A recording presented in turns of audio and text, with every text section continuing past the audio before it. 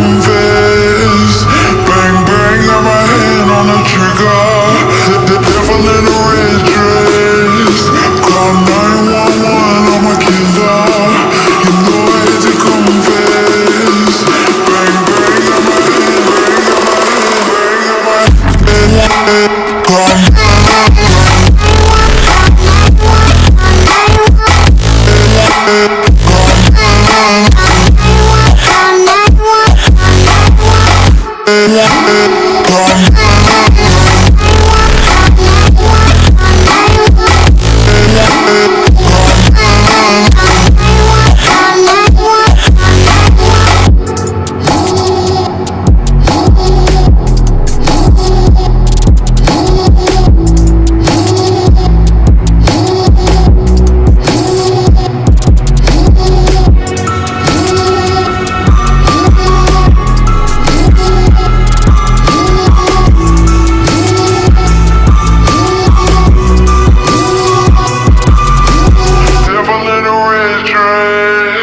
Call 911 on my killer.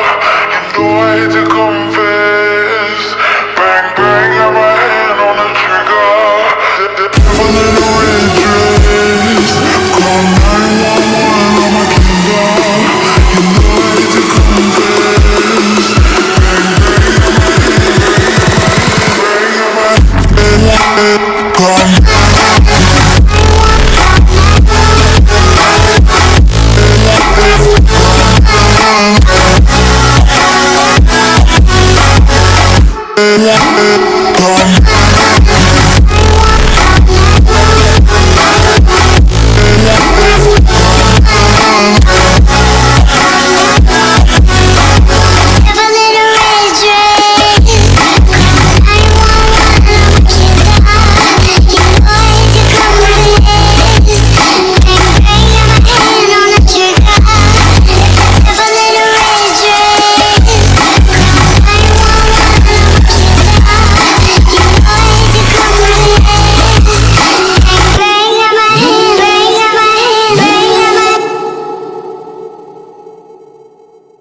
What up?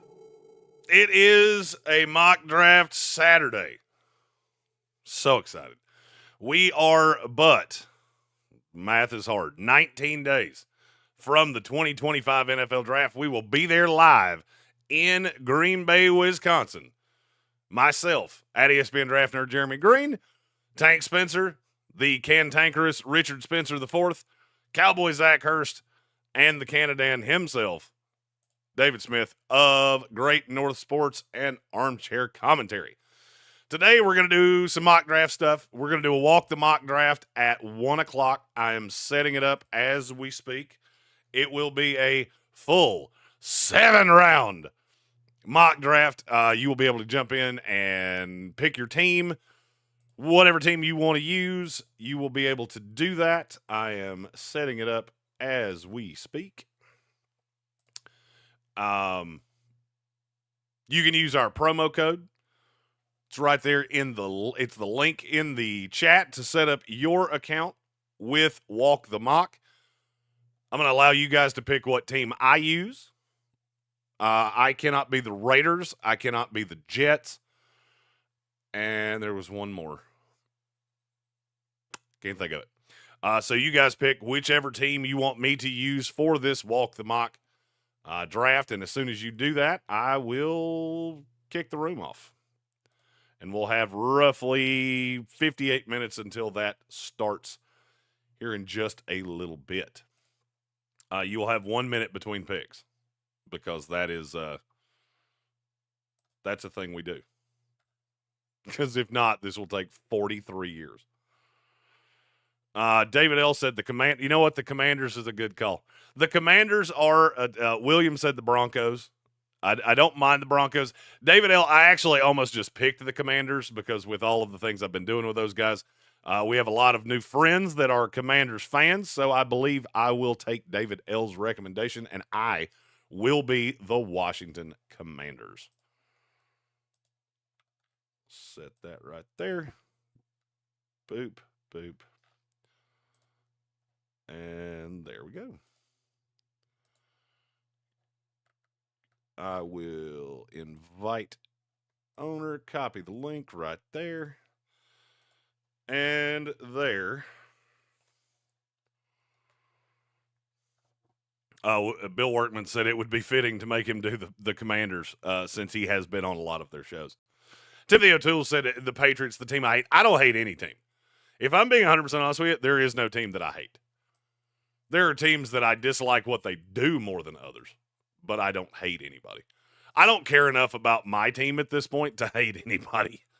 Now, when I was a serious, good Jet fan, then, okay, I'll give you that. I did hate New England back then, but I don't care enough now to really I don't care enough about individual teams. I just want to cover the sport. I want to be involved in the sport as I am. And that's what I do. We do officially have a We Love Big Slots t-shirt in our merch store. I'm trying to get a picture of that up for the stream. I also had a lot of windows open. In this first hour, all whatever you're looking for. Questions you have about your individual teams, questions you have about individual players, anything you could ask about the 2025 NFL Draft, I am here to answer it. It is 5,000 degrees in my office, so if I start sweating, I apologize. It just is what it is, because it's hot as hell in here. It's 87 degrees in Asheville today. Meanwhile, the low on Tuesday, 35. Because the weather here is stupid. Okay. We've got everything up for Walk the Mock. The link is right there. It's already in the chat. I apologize. I was not as prepared as I would usually be. All right, so we got Timothy O'Toole already in with the New England Patriots. We got Grayson in for the Steelers. Jonathan Welch is in for the Seattle Seahawks, and Red Sea has his Arizona Cardinals. Get this here so I can kind of streamline all this stuff. Roger Brinson said, Bengals fan here, Mike Greene or James Pierce. I want one of those two players. I'll be honest with you, I love them both. So that would be like asking me to choose between my children. I think you will be in great shape with either one. As I have said, the off the field with Mike Greene is scarier than it is with James Pierce. So there is a possibility that a team would not have him on the board. But for me, with Cincinnati, either one of those players, you're in great shape. Because you need an edge rusher. I do think that you're going to have Trey Hendrickson. And if you can get that solidified and you've got Mike Greene or James Pierce, I think you will be able to rush the passer next year in Cincinnati. And I think that really helps the secondary. Because, look, you've got a lot of young players in that secondary that I did like. I liked Dax Hill when he came out. I liked Cam Taylor-Britt when he came out.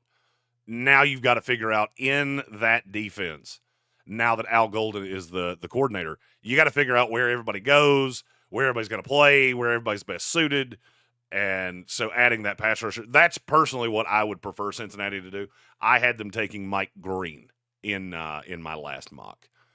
David L., what's the biggest size on those shirts? I am a portly lad. Let's see. Let me go in here and see if I can answer that question for you because I did not check. I want to say it's pretty big. David L., what size are you looking for out of curiosity? Because I think I want to say it goes up to 4X. I think. I have to get in here and find it. We have a lot. We have a lot of shirts. Let's see. My boop. It goes up to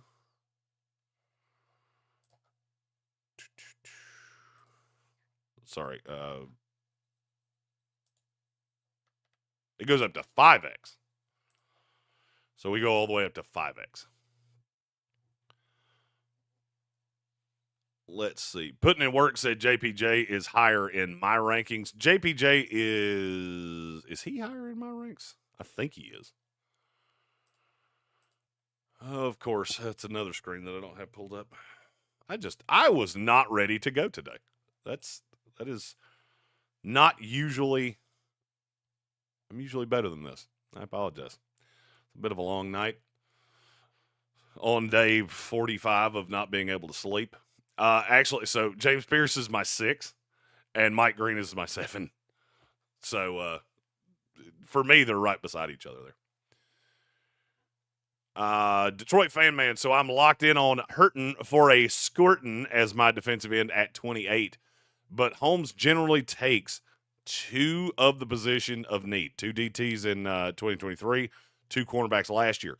Anyone you like as the other defensive end to grab at either 60 or 102? Ooh, that's a damn good question, Detroit fan man. So one of the things that I always like to do is look at who a team has talked to. So I have a visits tracker that will tell me who an individual team has met with at the combine, who they had in on a top 30. Ooh, that's a good one. Chaz Chambliss from Georgia is the first name that I saw. They had him in on a top 30 visit. They also had Josiah Stewart in on a top 30 visit. I would like both of those because if you're looking for another one, let's say you do take Hurton for a Scorton right there at 28. You're looking for one that you could, in theory, play together, and you could, in theory, slide Scorton. If you're going to play him at more 270 than 260, you can slide him to the inside and have one of those NASCAR packages. That's not something I've ever seen Detroit do, but you also got to remember Kelvin Shepard's a new defensive coordinator. So not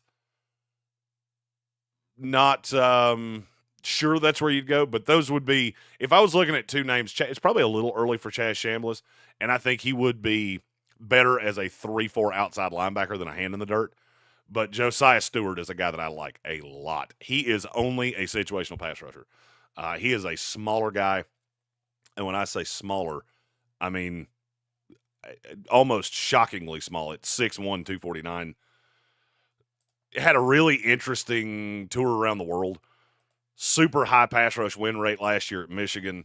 Had played at Charlotte. I think he had started at Charlotte. And I like a lot of the tape on him. It's just he's going to fit into a very specific niche. But that would be my 2 answers for Detroit. Let's see. I'm going to come. Well, was that loud enough? I can't tell. I'm going to come. Probably could be a little boop. Let's go up there. From Red Sea, that is the noise of a super chat. We appreciate super chats. We call that the NFL Draft Boozes Fund for the 4 of us. That goes directly to us from YouTube. We always appreciate those. Red Sea. Arizona's had just about every first-round edge on a top 30 visit so far. Arizona's an interesting team. And Arizona, if you really want to see where a team's headed, you can look at the top 30 visits, and it tells you a lot. So the top 30 visits they've had overall, I'm just going to do these in alphabetical order.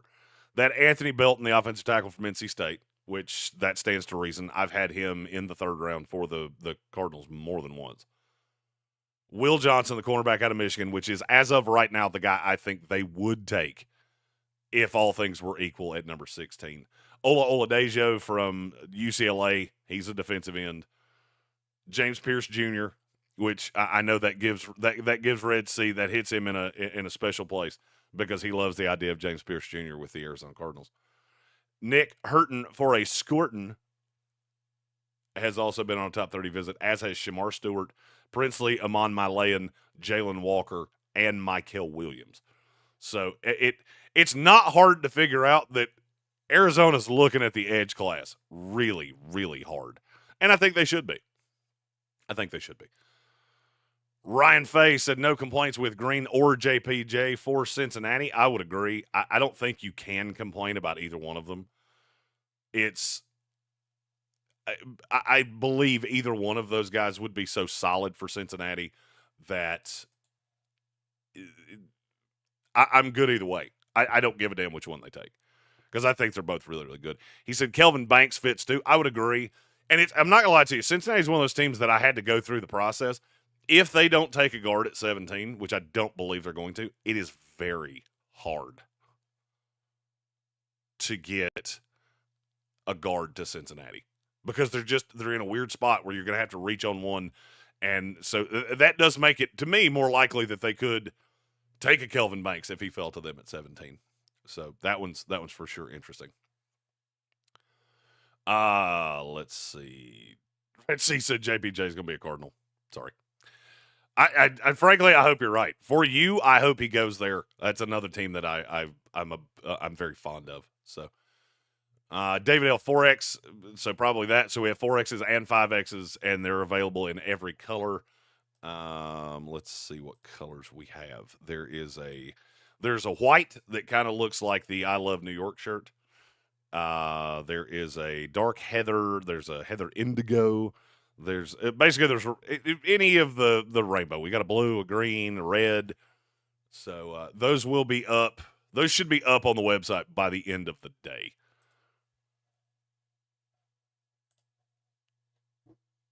Like the We Love Big Slots and We Cannot Lie t-shirts.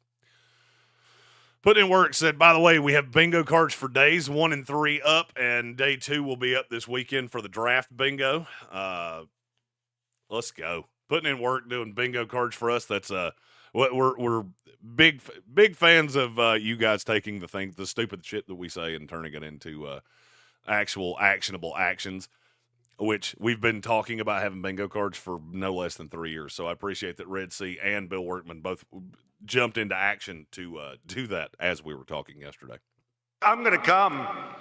Curtis Davis, a 34-month member of the House of Reprehensibles. I don't know how good y'all are at math. That is 2 years and 10 months.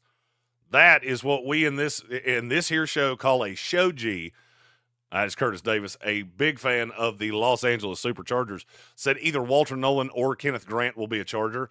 I'm not going to lie to you. I have found myself going Kenneth Grant. Because, look, Harbaugh loves drafting guys that he recruited. Colston Loveland was one that I was really intrigued by until they signed Tyler Conklin. And now I think they would add more of a developmental tight end, one of those day 2 guys, or maybe even a day 3 guy. So I would agree with Curtis. I think both of those would be really good picks. One thing I will tell you, so last night I was in a chat thread, and I played one of my favorite games. Jeremy's going to talk drunkenly with NFL people until he almost says something really stupid, and that's when he backs out of the conversation. So I did that last night. And one of the things that was specifically said to me was Walter Nolan is going to go higher than you think. My response was it would be hard for him to go higher than I think because I just had him to New Orleans at 9. The response I got was might not be high enough. So Carolina, that gave me a little bit of hope that maybe the Carolina Panthers are going, that's our guy. And we're not going to reach on Jalen Walker or any of the Shamar Stewart. I would be much happier with Walter Nolan. Michael Quinsell, that's a new name, and I hope I said that appropriately. Tell me in the chat if I said your name right. I hate fucking people's names up. I've been Jeremy Greene too many times to telemarketers. I really want to make sure I get people's names right. So I'd love your shows and all the work that goes into it. I appreciate that greatly. Are you one of the guys that came over from the Commanders? So it's not necessarily where you came from. Just I'm always curious who your team is so that as we go through the process, I can try to more customize these chats when I see who you're when you ask questions so I know who you're talking about. The Commanders fans, if you want to know, I did not need an ego boost at all. But if you want to talk about a fan base that just went full over the top to be incredibly nice, the Washington Commanders, the comment section was flooded with people saying, we need to have this guy on more often. A bunch of people said this is the best guest you've ever had. I just want all of you to know that any of you that are here, I saw all of those. I've tried to respond to all of them. I don't own the Commanders channel, so I can only see it if I comment to it or if I go search for it. I read every one of those. I could not be more flattered. And just so you know, Logan and Craig both know that anytime they want to talk draft with me, I am but a phone call away. Those guys are some of the best pros in this industry. And I'm so flattered at all the things they said. So thank you all for that. I'm going to come. Michael Quinsell said he is a Giants fan. Apologies, that was poor timing. So he got here as a Giants fan right as we picked up some momentum with the Commanders. So apologies there. And he super chatted in here, and I'm going to come. do that one more time. Needs running back help, picking 1-3, 2-1, and 2-3 in a Scott Fishbowl dynasty. If Hampton is gone at 1-3, should I take McMillan and grab what two backs at 2-1 and 2-3? Thank you. So I will tell you just on talent where I'm at right now. So I love DJ Giddens from Kansas State. A lot of this goes into fit. So I'm going to answer this right now with the guys that I like from a talent standpoint. Caleb Johnson, he'll never reach that far. So now I'm getting into that more round 3, round 4 running back players. Dylan Sampson, if he were to get to 2-1, I would really like there.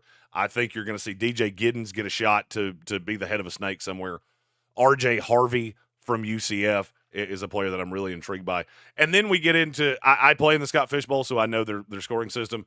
I really would like Brashard Smith because you get the jolt for running back receiving yards. I also would like, I want to give you one more name here that's a little more deep divey.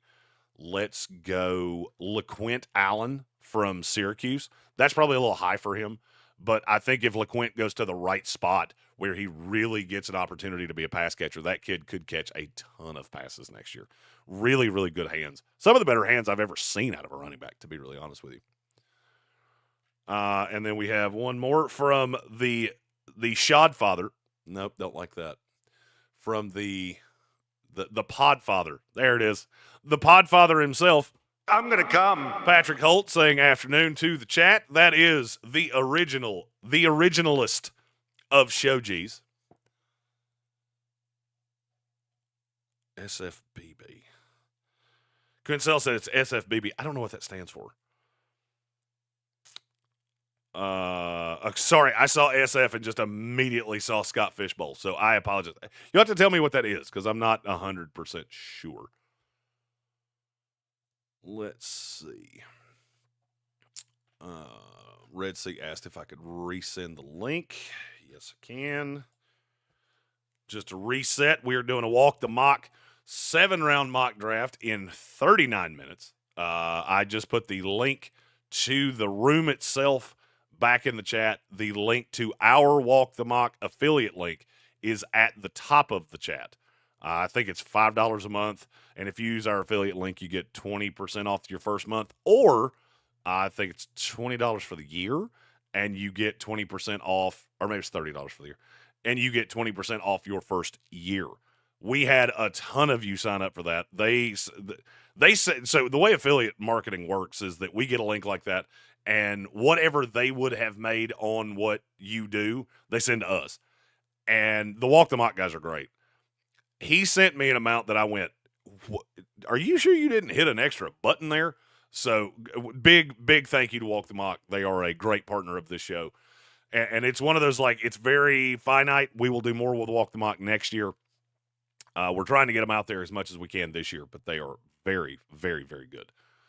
Okay, Michael Kinsell, Superflex best ball. There we go. Okay, that changes my answer a lot because now in best ball, I still like all the guys that I just said. I would just be looking at guys that wind up in committees that are back behind more injury-prone running backs. So if a team were to sign J.K. Dobbins as the head of their snake, they have another running back that's the more bruiser, and you wound up with somebody like Byshell Tootin or Jordan James out of Oregon. That's what I'm going to look for in best ball. Michael, I'll tell you what, I will do a specific segment one day after the draft on best ball when we're talking about fantasy. And I will tell you this, we're bringing 2 of our fantasy football guys with us to the NFL draft. So David Smith of Great North Sports is a huge fantasy football guy, and Cowboy Zach Hurst is the original fantasy football guy. We did a fantasy football podcast together 7 years ago, called Fantasy Game Time Decisions. That pushed into our fantasy stuff that we will be trying to rehab for this year. So we will have a lot of fantasy content around the draft. When guys are drafted, So this is one of the cool things about how the draft's going to work. My player prospect profile will go out as soon as a guy is drafted. Those are recorded before the draft, so that's who the player is. You will see that video that'll run about 120 seconds. We will have one of those, I hope, for every player that's drafted in the first 2 days. Then we will come back live. We will talk about the fit with the team. Those videos will go out onto YouTube with the team so they can at least see what they're getting. We will then talk about the player himself, how he fits with the team, and then I will cede to David Smith and Zach Hurst to bounce back and forth about how this is affecting fantasy football. Very, very excited for all of the things that we have with the draft, and we're going to have a large room on day 3 in our sweet-ass Airbnb. Now I'm going to try my damnedest to not fall asleep on a pool table, because I'm going to drink 100 beers. Because by then, I will have slept about 40 hours in 4 weeks. So it's going to be, we're getting into the hell weeks. So putting in work, said, I think Red Sea is sending your Arizona mock drafts to the entire Arizona Cardinal email chain in hopes of making it happen, to which he responded, they haven't replied to me. Arizona that's a very tight-knit group. Of all the teams in the NFL, there are only about 4 that I've really never done anything with anybody in the organization, and Arizona's one of them. So, I wish I had better direct intel for Red Sea than I do. But, I just realized I should be using a different screen for Walk the Mock here. So, because if I have the screen up that tells you who is taken, then that makes it easier. So let's walk down that rabbit hole. While I do that, Ryan Face said that Cincinnati has only met with Mike Greene, no Cincinnati visits for JPJ, which is a little strange to me. I'm not going to lie. Okay, I have to take this screen down so I can log in. And I have to figure out what my login is. So this might take a second. I think it's interesting that they have not met with Mike Greene, solely because I think he fits them so well. But certain teams don't like certain guys, and certain teams don't think guys are fits for their scenario. So that could be where we're at with the Cincinnati Bengals and James Pierce. Doop. Okay. Now.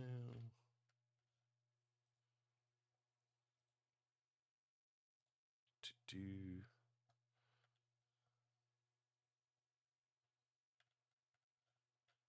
Where's my room? There it is. Boop. There we go. Okay, so now we can slide that back on the screen. We can move that to right there. And boop. So there is the list of teams for the Walk the Mock Draft. If you want to get into this 7-round mock draft that we're going to do live right here during Mock Draftapalooza on the Sportsocracy, we still have, we have 6 teams taken. So that means we have 26 teams left. I would really like to get as many teams as humanly possible to keep this as accurate as humanly possible. So use that affiliate link of ours. Our promo code is NFL Draft Net. David L. said, darker the color, the better. For me, on the I Love Big Slot shirts, I'm only gorgeous from the eyes up.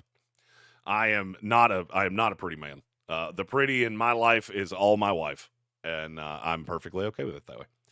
Joshua Pennick said, personally, I want Will Johnson for Arizona over JPJ, but I'm perfectly fine with either one. And I think that's a good way to look at that, because I think both are good fits and both would be good in Arizona. Alex S. said, is it realistic for the Panthers to draft JPJ anymore? I'm going to say no. I think we've officially jumped the shark on, the industry has made it known that they do not see JPJ as a top 10 prospect. I do. I will continue to. If I was in Carolina, then I would be banging the drum for JPJ. But they don't seem to feel that way. And that just kind of is what it is. You know, they're going to go the way they're going to go. They seem to like Jalen Walker better, which I don't understand. But let's see. Detroit Fan Man, speaking of by the end of the day, where's the rest of the post-free agency draft videos? So those will start filtering back out tomorrow. So I try to do what's best for the algorithm to get as many people to see them as humanly possible. I knew I had a lot of content coming out on YouTube that I didn't want to cloud for a couple days. So we're going to just kind of dump the 4-round mock drafts over the next 2 days. So Washington came out yesterday. Tampa Bay will be out. That will be the first one out tomorrow morning. I actually set the day on that wrong the first time, and it was set for right before this show.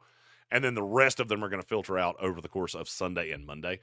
Then we will start into 7-round A-plus mock drafts, which is I have gone through all of the iterations of your team needs, and I go through my board of this is where you get the highest value on my big board and address all of your needs. So it's not necessarily that you're like, I'm going to run through something like Walk the Mock or through PFF or any of those things, and you're going to get some value that falls. This is if you were just, the rest of the board doesn't matter. The board goes the way that I think the board should go. This is where you wind up with the best class. So that is A-plus mock drafts, and those will start filtering out on Tuesday.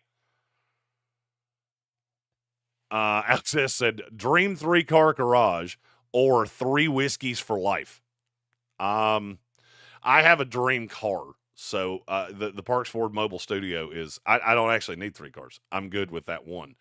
So I will go whiskeys, and I do love whiskeys. I just can't shoot them unless it's Fireball. Fireball I can shoot, but the rest of them, not so much. I'm going to come. Red Sea said his dream scenario is either James Pierce and Trey Amos or Will Johnson and Princely Amon Malayan. I will tell you, it is more likely that you get B than A. And I will also tell you this. I think there is a better chance that you get James Pierce Jr. in the second round than that you get Trey Amos. As I have talked to more and more teams, it does feel like a lot of teams are starting to see it my way on Trey Amos, that he is just a real dog. So, I'll be honest with you, I think Will Johnson and Princely Amon Malayan is very realistic for the Arizona Cardinals.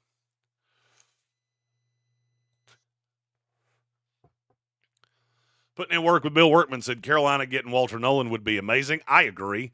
And Alex S. agreed that same over Shamar and Jalen Walker. I have Walter Nolan ahead of both Shamar Stewart and Jalen Walker. So I would much prefer them to take Walter Nolan than any of the little iterations that I've been hearing.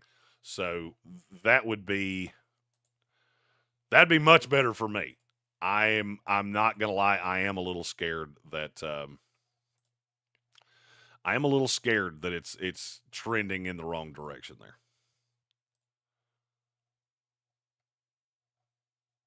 Okay. Alex S. said he's been here for a while and hope to keep the growth. I am going to keep doing this until y'all tell me you don't want that to happen anymore.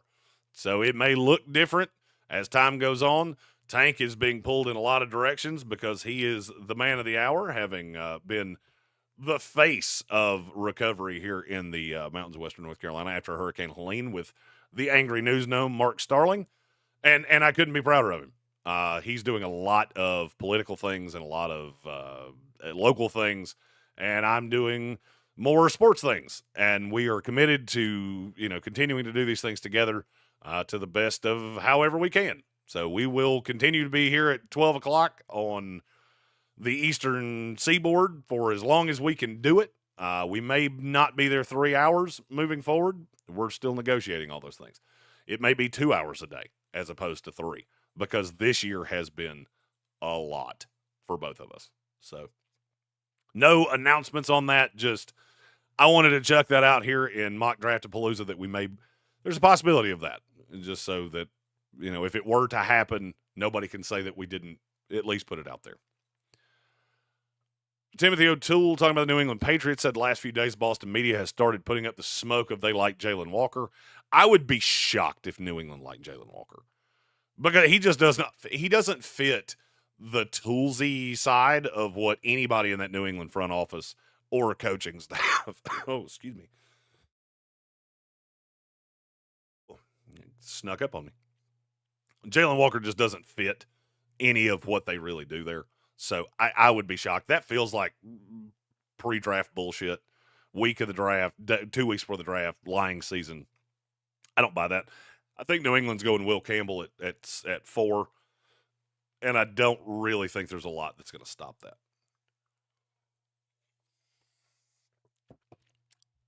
Okay, I'm going to reshare the link for Walk the Mock. And I keep doing that solely because I can only pin one message at a time, and the top message there is the promo code for Walk the Mock, that if you want to use our promo code, save you 20% on your first purchase. We're inside of a month, so if you wanted to just do the month and go 20% off that, you're totally okay to do that. So that will get you through the rest of this month and the rest of the Walk the Mock drafts, and we appreciate your support in all of those things. Dark Soldier said, Jeremy, thoughts on a possible but highly unlikely trade scenario that the Jets trade their 7 to Atlanta for 15, a 2026 third, and Kyle Pitts. I would be all about that. I don't necessarily think that that's enough to justify, because Kyle Pitts is on the last year before the team option. So I don't, Pitts for me right now is not worth more than 5 or 6. That 13, I would prefer that be a 25 third rounder. I'd rather have that third rounder this year. But I would not be averse to it. I just don't think I don't see any way that that's going to happen. Mainly because I don't think Atlanta has to trade up to get any of the pass rushers that they probably want. I saw that, though, as well. That was in the ESPN All Trades mock, which we started that with years ago with an entity that I used to work for. And now here we are seeing it on ESPN.com. Oh, Alex S. says he's going ring shopping, boys. That's a big day. Big day for Alex S. Congratulations there, my friend. I still remember the day I did that. The third time. The first 2 times, I've already drank that away because that was a less than awesome decision for me. But the third time with my lovely wife now, best decision I ever made. So good luck, Alex S. Michael Quincell said he's in 13 dynasty leagues. 4 are managed. So, yes, I'm a dynasty junkie. I do like dynasty football. Cowboy Zach Hurst really wanted me to put this out there that in the upcoming year, we are going to do a dynasty football league, a dynasty fantasy football league here in the show. We're still trying to figure out exactly how to do that. Probably a 16-team league with some element of... I really want to do a Campus to Canton League. I think those are really, really interesting. There's just not many places that can house them. So that's where that gets difficult. All right, guys, we have 23 minutes, or just under 23 minutes, and we only have 6 teams in. So the Walk the Mock is looking a little thin, but we will do the best with what we have. We live by the Bill O'Reilly philosophy of fuck it, we'll do it live. We only have 6. We only have 6. Let's see. Alex S. said, Dream Panthers draft is Luther Burden and JPJ for me. I do not like Luther Burden, but everybody that's watching this knows that. JPJ, I think, would be a phenomenal pick at 8, but it just doesn't feel like they're going to do that. Michael Quincell, do you think the Giants should take Hunter or Sanders in the NFL draft? For me, it's Travis Hunter, and it's not really all that close. Unfortunately, I think they are going to take Shedeur Sanders, who I am not really high on. But I do like him better in New York than I like him anywhere else. Shedeur Sanders is one of those guys that has to have the media circus on him. He has to have the media attention, or he's not going to be happy. So I much prefer him in New York with the Giants to in Cleveland. But I would take Travis Hunter, and I wouldn't think about it twice. Putting in work said, Alex S., I hope Luther is not a Panther and he's someone else's problem, which Alex S. responded with, he'd work for us plus Canales is essentially Ted Lasso. Feel like he'd hit the feel like he'd fit the scheme. And then they were talking about Panthers things, which you can see there in the chat. Red Sea said that the Cardinals had met with all of the prospects that they put that he had put in that super chat. So James Pierce, Trey Amos, Will Johnson, and Princely and Moon Malayan. I think there's a possibility that 3 of those 4 guys go in the first round. And I would say it's more than just a possibility. I think it's entirely likely. Especially because Savon Ravel seems to be falling because of the knee. It's dumb to me, but it's the way it is. Let's see. Okay. David L. asked, are we going to do another Walk the Mock? Yes, sir. We will do at least one more of these. This one was kind of a last minute. I wanted to do something today just because I'm been pulled in a few other directions today, so I wanted to do a live stream. And my wife is actively watching the whatever the Infinity Stone Avengers movie is, and that's about 3 hours, and that's about how long this will take. So he's doing stuff today and will not be able to participate. That's totally understandable. It is midday on a Saturday, so I knew not everybody would be able to. I would like to get more than 6 teams though, so hopefully we will get a few more in as we're going down the rabbit hole. We will also do one of these on the ESPN show live. That one you will know exactly where that'll probably be the Monday before the draft. So as a matter of fact, I might as well just go ahead and schedule that one. So the draft schedule, the draft week schedule is the Walk the Mock listener 7-round mock draft that we will fill out 32 teams in that. I promise you. We will do that one on Monday. My mock draft for the media contest comes out on Tuesday. We are preempted on Wednesday for the Atlanta Braves. And then Thursday, obviously, we'll be live from Green Bay. We'll be doing the ESPN radio show in the Airbnb, and then we'll be traveling down to Lambeau. We're staying about 45 minutes away from Lambeau. So don't want to have to take all the stuff up just to drive back down. So we'll do all those things. Thank you, Red Sea, for telling Michael Quinsell how to pick the Giants. He has signed up for the year. We appreciate that. Bill Workman in as the Carolina Panthers, so that gets us up to 7. With Quinsell with the Giants, that gets us to 8, and that means we've got a quarter of the league. Just 3 quarters more to go. Stephen B. said, are the Smyrna Braves still winless? No, they won 10-0 last night. They put all of their runs into one ball game. And that's a bad start for the Atlanta Braves. But I'm not a baseball guy. So the only reason I know that is because it flashed up on the screen in the bar I was in last night. And I saw that and went, damn. Oh, Red Sea had a question that apparently I did not see. Oh, chat froze. There we go.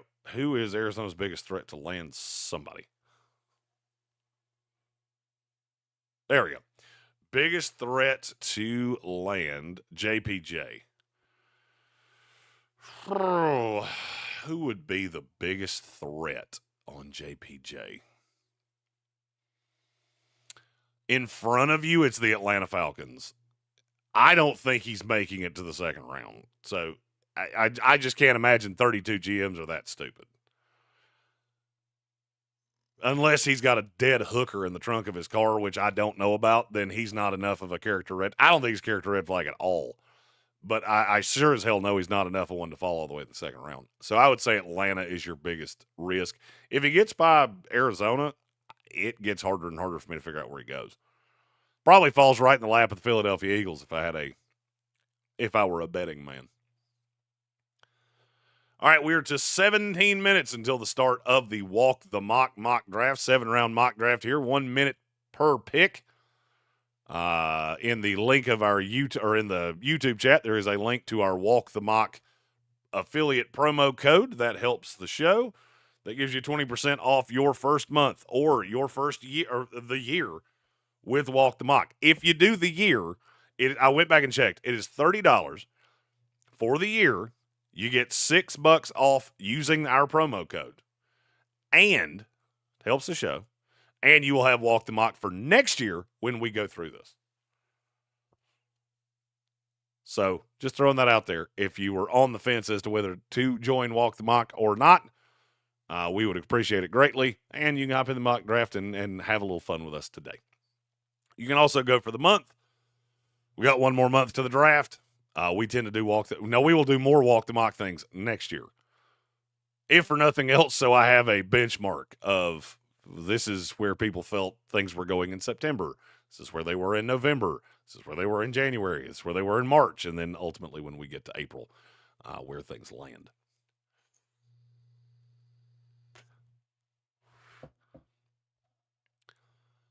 Okay, Brandon Hollum said someone needs to call the Jaguars' young rookie GM and offer 3 years of seconds for his first, just like the Draft Day movie. I will say that I totally forgot that Diddy was Bo Callahan's agent in Draft Day. I saw a meme. I shared it out on our social medias because I had to. It was just too damn funny. That said, I think I'm starting to understand why nobody went to Bo Callahan's birthday party. I need to watch that movie. It's probably going to do that tomorrow. It's on Netflix.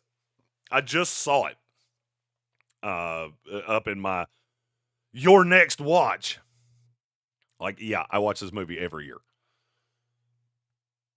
It's completely unrealistic, but I do love the fact that they made a major motion picture about the NFL draft. It was a cool moment for me. I still remember the first time I saw that trailer and went, it's happening. And it has Kevin Costner in it. Of which, other than the way he was unceremoniously dumped on Yellowstone, I've loved practically everything he's ever done. Timothy O'Toole said, the last time I watched Draft Day, the Patriots drafted Christian Gonzalez the same day. For me, I would now have to do that every single fucking year. I would have to watch it on Draft Day every year. Now, when I would find the time to do that, I have no idea. Because Draft Day for me is it's a whirlwind of emotion. David L., good luck with all of your things today. It sounds like he's got a little bit of a honey-do list today. Love the content, love this community. We appreciate you, my friend. Love having you here in the Sportsocracy. Bangus Garchi said, morning, Jeremy. Do you consider Jalen Royals a dog? If he is he eligible to be on the Stephen Hawking list? By the way, that might be the dumbest thing I've ever said on this show. If you missed it yesterday, I don't even remember how it came up. I was trying to tell my wife how I got there because her office is on the other side of mine. So she heard my little Stephen Hawking impression and she went, what the fuck was that? I don't remember how we got there, but I can tell you why I said it. I just can't tell you how we got there. Yeah, I like Jalen Royals a lot. Kid was a running back. He's got running back skills. He's running back good with the with the ball in his hand, and I think he can develop over time. I really like Jalen Royals. That's it. Now he's not as big a slot. He is a medium-sized slot. So I do like Jalen Royals. I think he's going to go sometime 75 to 100 on day 3.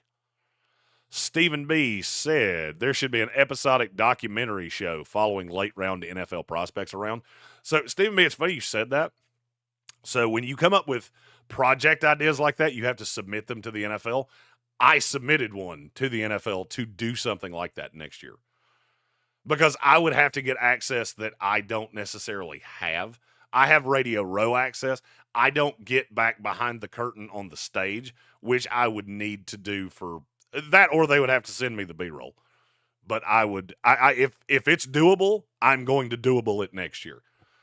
Because that's next year really where I'm going to lean. I want to lean on the day 3 guys, the guys that don't get the love. I want to do podcasts with these guys all year long. And I have some announcements on that will have to be for after the draft. But you're going to get some cooler shit next year than you've ever gotten here before. I guarantee it. And Putting in Work said, if you land that project, let me know how I can help. I 100% will. Bill, I appreciate all your work with NFLDraft.net and keeping this afloat. And He's got a banger of a formula that I will be putting out on NFLDraft.net in the coming days. I think it is brilliant. I would love for him to just explain it, of how he got there and the positional values and different stuff like that. I think that would be a really good read. We have one of these. I'm going to come. From Sir Jimothy, said, just listening while working on this mother-loving deck. You're a better man than me. I don't do work with my hands. I'm not a very practical guy because I can't fix shit.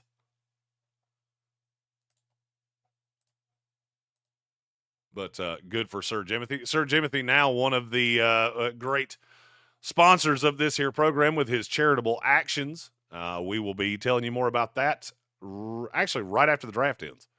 So the first day I believe you'll hear about that is the day, which is one of our biggest days. It's a great day, the Monday after we return from the draft.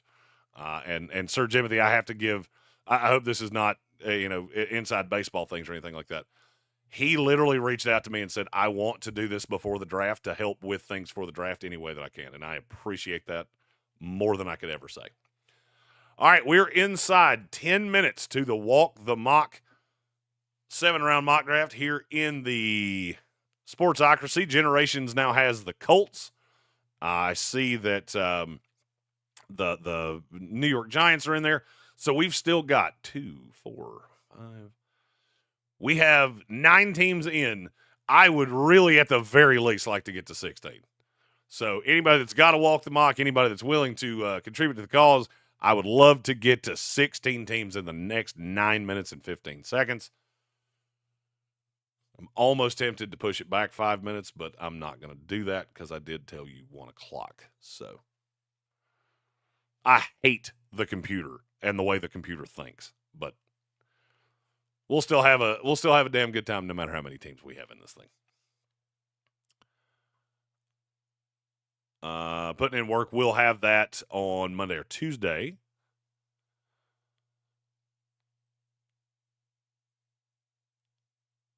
Timothy O'Toole, wait a minute, I missed one up here.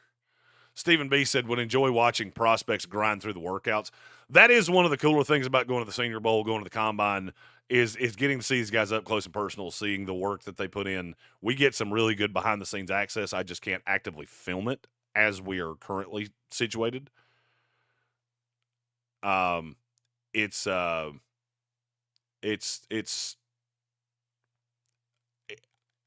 we can get through all of the hurdles, next year will be really, really, really cool here. We have another one of these. I'm going to come. Red Sea said idea for next season. Over the weekend, you release bingo cards, and if someone wins, they get a prize. So that's what we've always talked about doing, is that people that were in the House of Reprehensibles, we would take 1,000 phrases and just throw them into a hopper, and it would auto-generate bingo cards, and then we would send them out to everybody once a month. And if they hit bingo at any point, they get a free shirt out of the merch store or something like that. So that is definitely something that we want to try to do for next year. So that's definitely in our mind brain. Timothy O'Toole said using Draftapalooza to calm the nerves as part of one of my assignments. Tuesday night, I have to go give my first oral argument. Oh, shit. Like an actual oral argument? Like you're actually in a courtroom? Because I know he's in law school. So you actually have to go into a courtroom, or is this like a mock trial thing? Either way, it's cool as shit. But I'm just curious for my own knowledge. Michael Quinsell said, thank you for pronouncing my last name right. I'm very sensitive about people mispronouncing names. My name gets mispronounced way too often by telemarketers, and it pisses me off. Randy L. said, oh, wait a minute. Hold on. We have a super chat, and then we'll get to Randy L. after that. I'm going to come. Sir Jimothy said, whoever has the Giants, Philadelphia, or Washington. Washington is me. Nobody has Philadelphia as of right now, 6:30 on the clock until we start here. get a kicker in the first round. Well, I can tell you Washington will not be taking a kicker in the first round. I can't tell you with the Giants, and I can't tell you, I don't know who will ultimately have Philadelphia. It could be the computer. So O'Toole said it is a fake case, real judge, real courtroom. That's cool as shit. Congratulations, and good luck. I actually seriously considered going to law school at one time, and I wound up doing this for a living. So your bank account will much more be padded than mine. Randy L. Question: around this time of year, some mock picks seem to get solidified. What picks do you think are starting to be written in pen on mocks? For me, Will Campbell at 4 is getting to that pen place. Mason Graham at 5 is getting to that pen place. Tyler Warren at 7 of the Jets is getting to that pen place. From there, it's less. I would say Will Johnson, if he's on the board, is getting close to pen for the Arizona Cardinals. I would say Armin Mimbu. That one's interesting to me. I want to pin him both to the Cowboys and the 49ers because I know he would go to one of the two. I'm just not sure which one.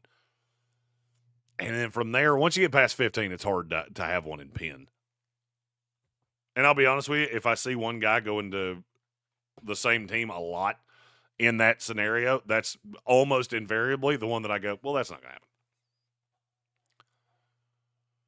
All right, we are just under the 5-minute warning for the 7-round Walk the Mock Draft live here in the Sportsocracy.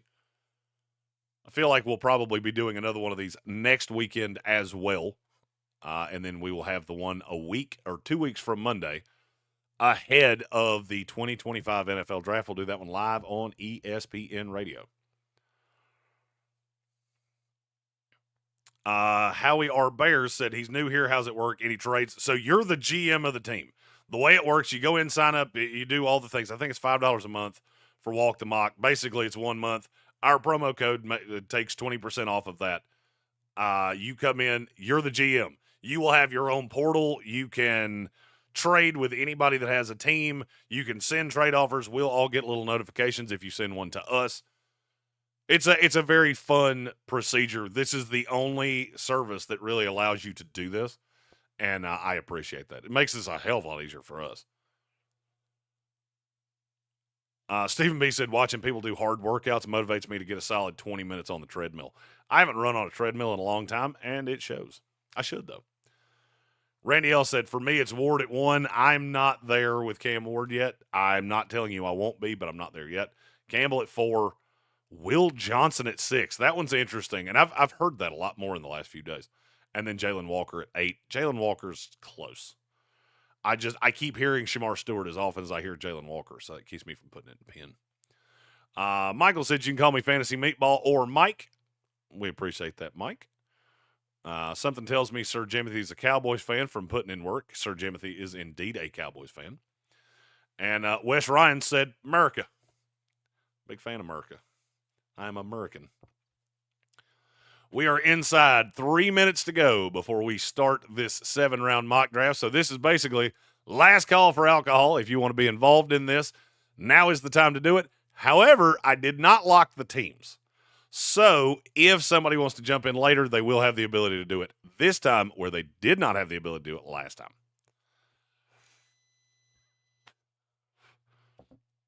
Randy L. asked, why not Mimbu at 7 for you? Seems like a great fit. Close for me. Yeah, I'm out on Armin Mimbu.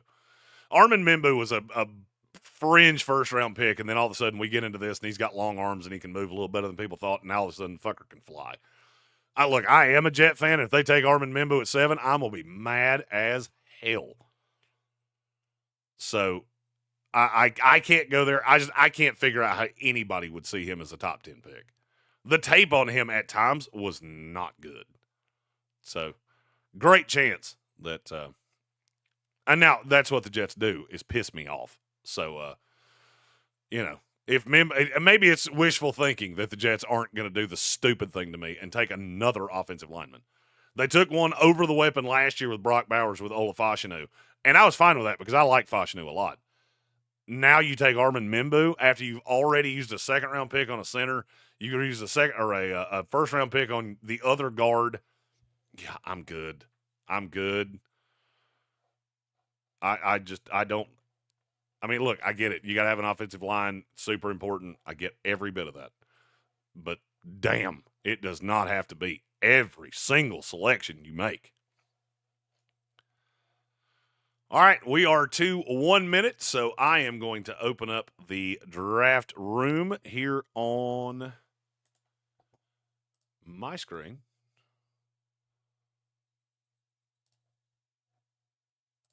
Doop.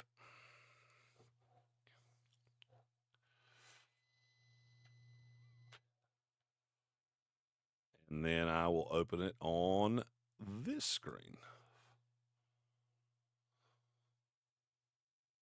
All right, at 30 seconds, we will go to the draft. Boop. And make sure we're all good here.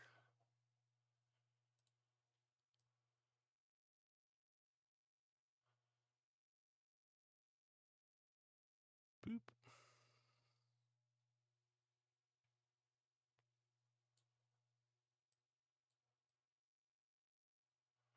And away we go. 1 minute on the clock for the Tennessee Titans.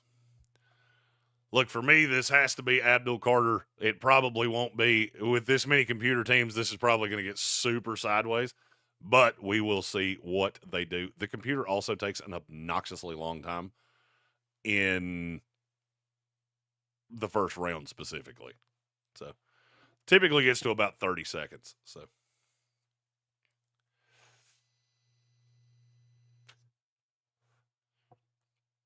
see who Tennessee takes here with their number 1 overall pick. Apologies, I'm trying to get all my screens situated the right way.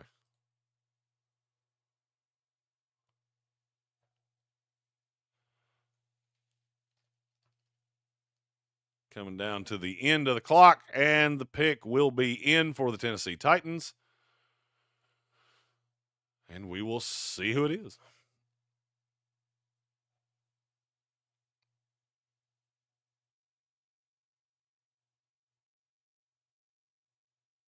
The Tennessee Titans select Cam Ward, quarterback out of Miami.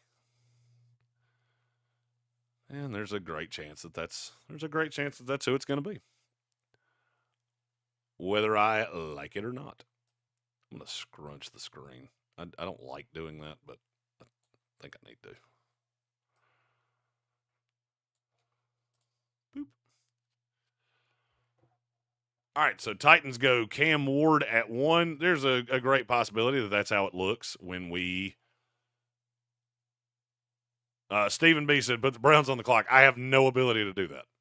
So once this draft starts, I'm just another GM. I set up the room. It runs itself. So unfortunately, with so many computer teams, it means these picks are going to take a very long time in the beginning.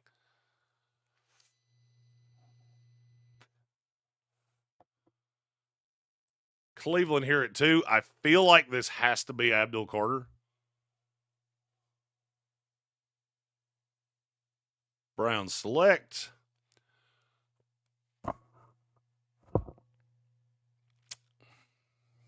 Okay. So we're just going to go full stupid time, eh? All right.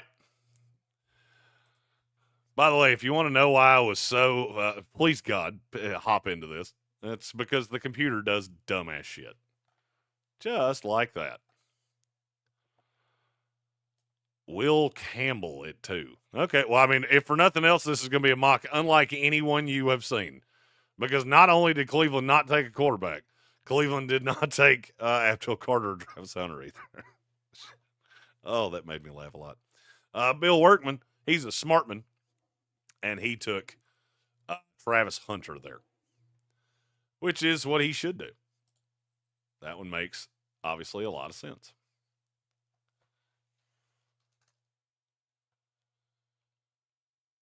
New England takes Abdul Carter, and I think they would be just outrageously happy to do so.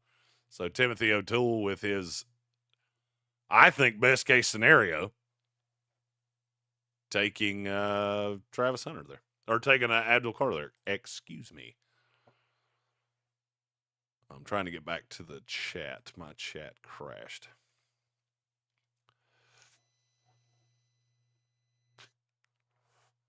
So now we're on the board with the Jacksonville Jaguars. I must say that this feels like at least the right set of players are still on the board, in spite of the fact they did not go to the right places. But it is interesting to see Abdul Carter with New England. It's interesting to see Will Campbell in Cleveland. Look, Cleveland needs an offensive lineman. I just don't see any way they would take Will Campbell ahead of Abdul Carter and Travis Hunter. Jacksonville Jaguars pick is in at 5. Oh, wait, I had the pick wrong. And the Jaguars select Armin Mimbu. So now now the Jets can't do it. Joe Grana said he would take the Jets, but I can't figure out how to enter the draft. Let me get back up here. Red Sea put the instructions in the chat somewhere. If I could pause this, I would physically pause this. But you can still jump in. Red Sea, if you're out there, throw those instructions back out there. I cannot find them. And by the way, it was Michael Quinsell that has the Giants, not Bill Workman.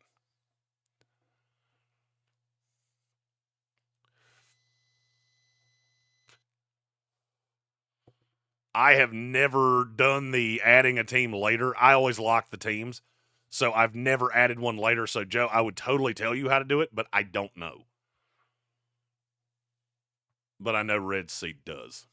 So now the Jets are on the clock. The one team that has the wrong logo in Walk the Mock, which I'm not going to lie, I did point that out to the Walk the Mock guys of, hey, could we get an updated Jets logo? Because that one's old. And the link to the room is right there. All right, so the Jets are on the clock. There's no Armin Mimbu to be had, as he went at 5 to the Jacksonville Jaguars. This would be a hell of a discussion for me between Mason Graham and Tyler Warren.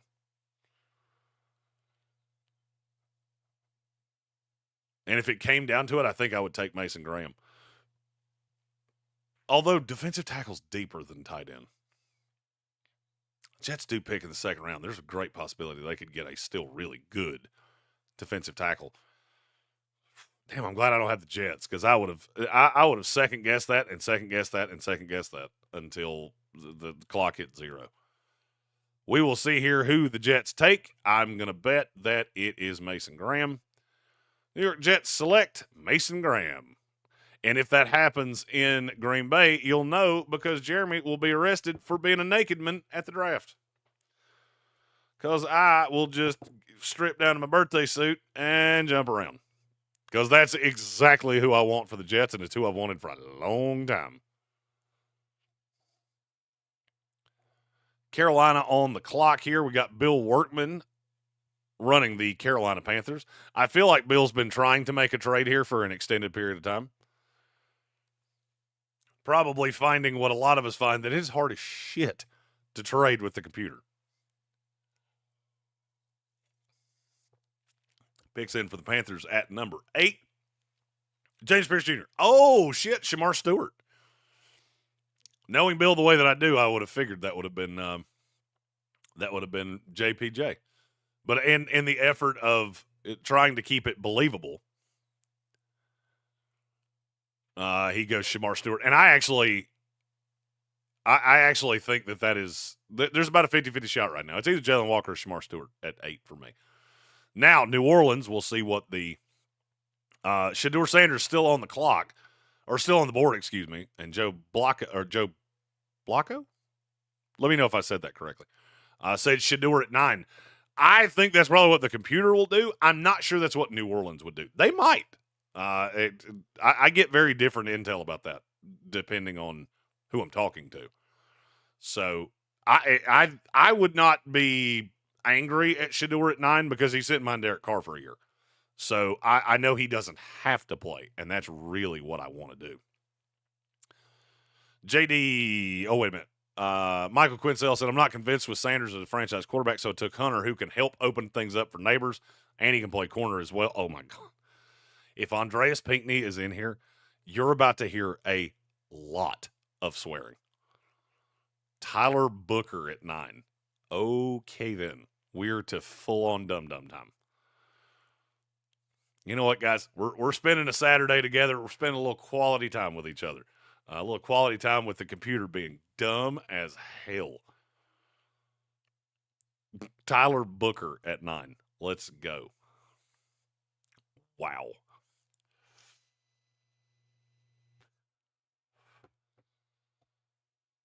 But Quinsell, I do like the idea of the Giants taking Travis Hunter. I don't think they're going to do it because I think they're locked into Shedeur Sanders, but I would like it much better. JD Carefree said Mason Graham would said that Mason Graham would be an unbelievable pick, but possible, I guess. If Mason Graham's there at 7, that's a pick. And I feel very sure of that. But the question is, will he be? The Bears select Will Johnson. Man, this is getting goofy. And I'll be honest with you, it's going to look very it's going to look very different than most mock drafts. Kevin the PRF said he would take Washington, but I'd just be sitting around to trade out. So I am actually Washington.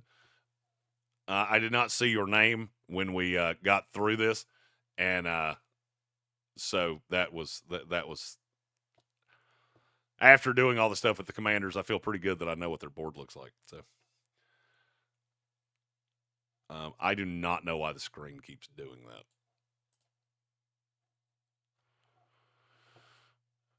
You know, it's all going according to plan. JD Carefree said, Shamar, big risk, big rewards. I agree. And it is a big risk. But that's where we're at. Shamar Stewart there at 8 to the Panthers. Putting in work also said he promised Red Sea that he wouldn't take JPJ. That's working together, and I appreciate it. Kelvin Banks to the San Francisco 49ers at number 11. So we still have no Shedeur Sanders, which I don't think that's as untoward as a lot of other people do. And now Jerry Jones is pissed off because, well, could have had quarterback of the future. Didn't have to trade that pick for Joe Milton. Think Joe Milton could play tight end? No, Jerry, we don't. This is where they would have to duct tape Jerry Jones to the seat. Like, no, you're not allowed to send in that card with Shedeur Sanders' name on it. We will not allow you to do it. Red C said something I need to know where Andreas Pinckney is right now. I will bet you, even if he's not watching this stream, he just got a disturbance in the force of, oh, shit, what just happened? Like some bad shit just happened somewhere. Ryan Face said, that is Kooky Madookie New Orleans Saints. I think that's the Jeremyism. Yes, it is. That is a Jeremyism. Kooky Madookie. And the Dallas Cowboys select Michael. Oh. We've gone full insanity here. Tyler Warren is sitting on the board at 13. And the computer will not listen to any of my trade offers because I have been trying my damnedest to get up there. And they will not let me.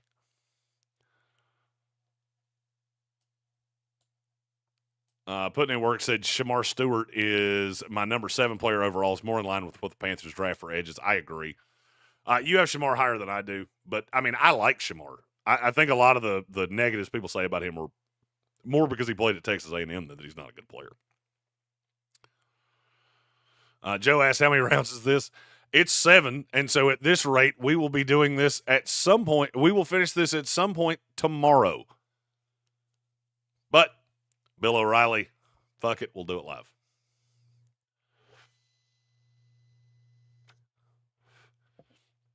Feel free to throw any draft questions that you have out there in the chat. I am shooketh. The Miami Dolphins have taken Shedeur Sanders. Okay, I bet I know who this is. I bet $1 million I know who this pick is. That's exactly right. Tyler Warren to the Indianapolis Colts. Wow. Shedeur Sanders at 13 to the Miami Dolphins. Okay. So we will not be putting any stock into this. We're just here as friends having fun together. That is a thing. The Atlanta Falcons have traded their pick to the Arizona Cardinals.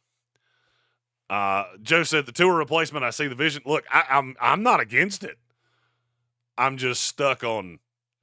Wow, he got all the way to 13. And look, I mean, we all know I'm not a huge Tua Tagovailoa fan. I really don't like having a quarterback that's got an injury history the way that he does. So, I mean, I'm not against it. It's just, it was very shocking when I saw it in the moment.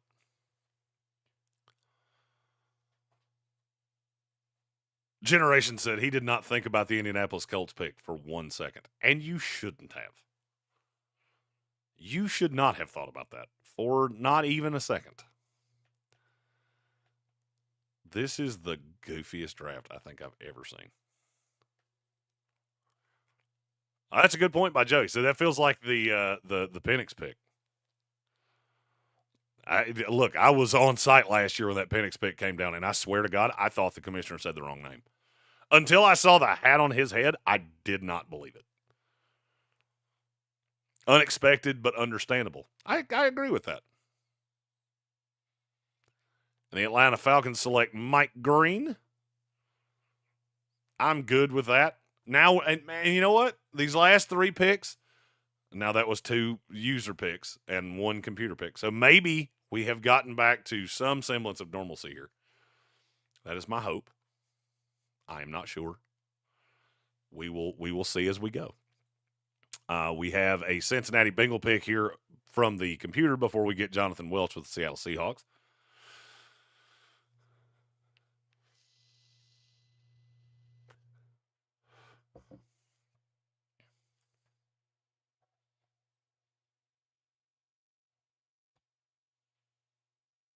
Jonathan Welch, who, if he's in the chat, probably has an announcement. I don't know if he wants to announce this now or if he wants to wait till a later date, so I'll leave that up to him.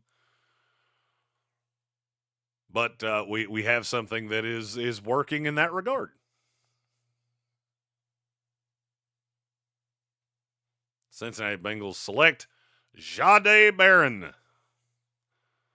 I don't hate that. If it went this way, because the edges have just been crushed.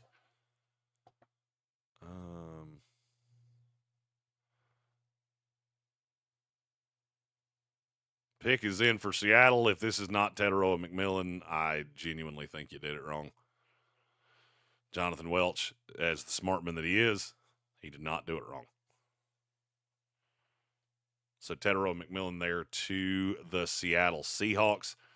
I was already working the phones trying to get up just in case that did not go that way.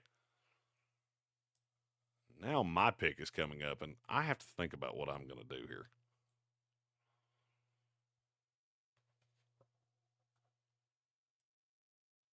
The more falling that happened, the more I was going, I could be convinced to trade out.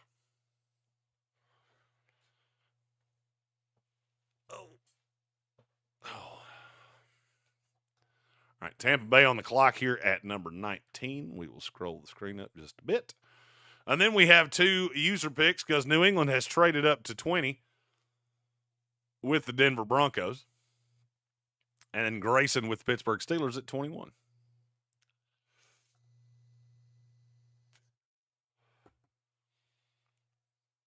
Tampa Bay's pick is in, and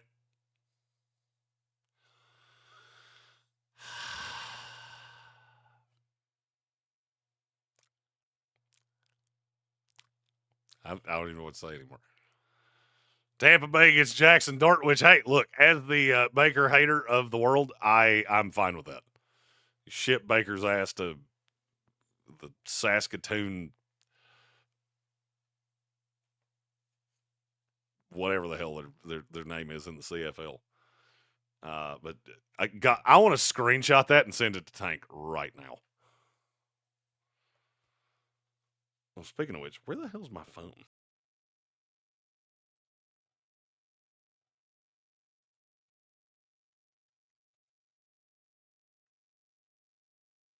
Okay, that was fun. That was that was a fun little crash that did. I don't know where the hell that came from. We do have a new computer coming for the draft, so don't worry. We will not have that shit happen at the draft. We ran into this situation last week where we were like, this computer is dead, and we knew we've got to have a new one. We could have the perfect one for the draft, or we were going to have to just do what we could do before then. So we're going to have some issues between now and the draft itself. I apologize. It's two dudes that are doing this we do this. So, it's we have great sponsors that are so good to us that allow us to do so much cool shit. And sometimes our equipment doesn't always cooperate. So we apologize there. Everybody in the chat said the Jackson Dart pick was so bad that it actually crashed the computer out. That very well may be true. All right, I'm going to scrunch this up so we can at least see where we're at here.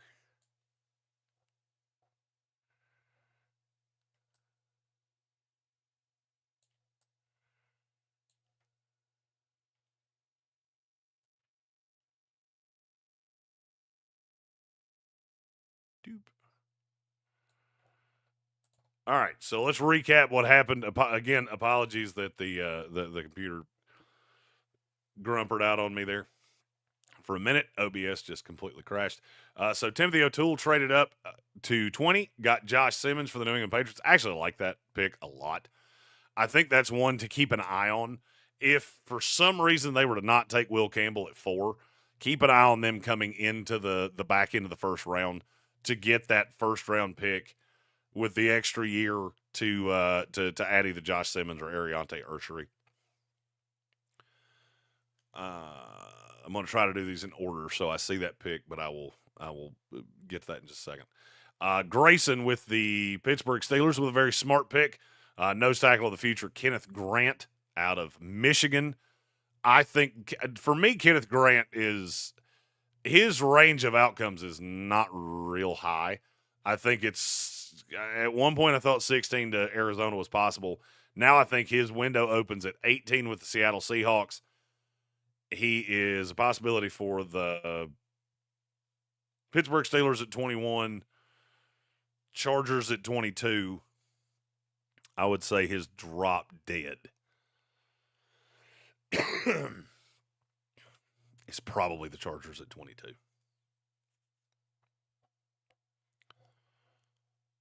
So solid selection there from Grayson with the Pittsburgh Steelers. Curtis Davis with the Walter Nolan selection for the Los Angeles Chargers. I think that is a good pick by them. It's a good player. And fills a huge need for a 5-tech with them. And you can play him on the inside in 4-man fronts. And I love Walter Nolan. I don't think he should be here at 22. He was in this scenario, which is insane to me. But Walter Nolan, great pick at 22 for the Chargers. Green Bay Packers take Ariante Ursery at number 23. He is a guy that's getting way more first-round talk now than I had been hearing. 23 is too high for me, but they did get burned on Josh Simmons. So I feel like there's another offensive tackle still left, but let's take a gander here and see.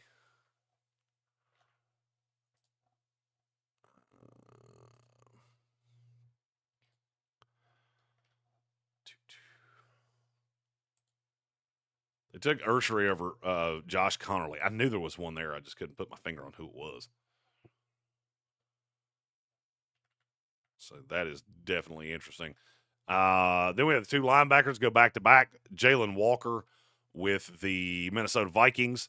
And I'll be honest with you, that's an interesting spot if Malachi Starks were to not be there. Malachi was on the board. I don't think they would take him over Malachi Starks, but they might.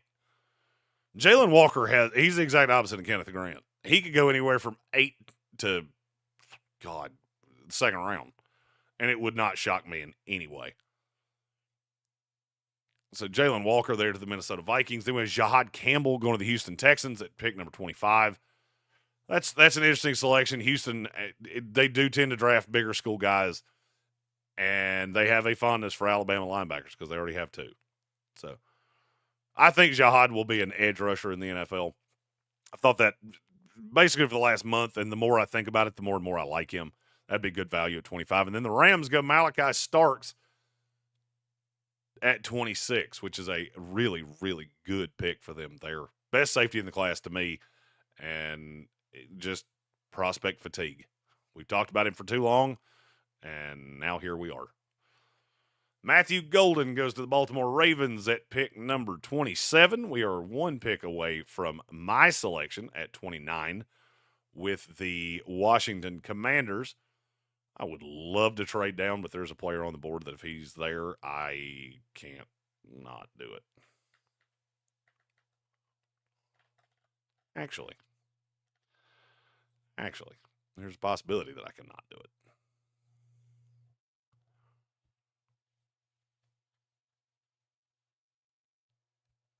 All right, so we'll see who Detroit takes here.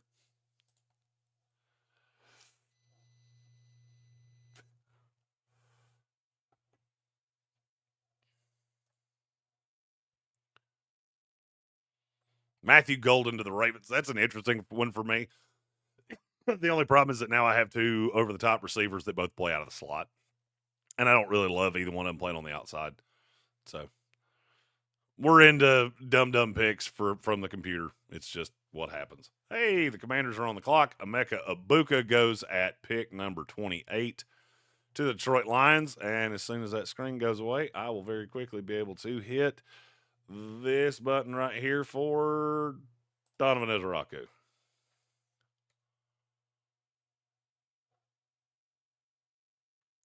Washington, for me, I think that would be absolute best case scenario. I can sit right here at 29. I get one of my favorite players in this draft and an edge rusher in Donovan Ezeraku. I would wager Bill Workman is probably a little pissed off because he's sitting there going, damn it. I was hoping he was going to go Gray Zabel or something like that. And I'm not going to lie, I considered Gray Zabel.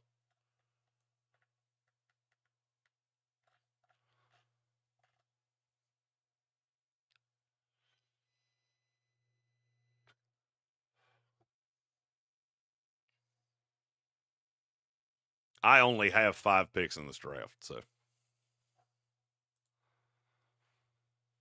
All right, let's get into the chat here. Joe said we're back. We are back. He had also made a comment about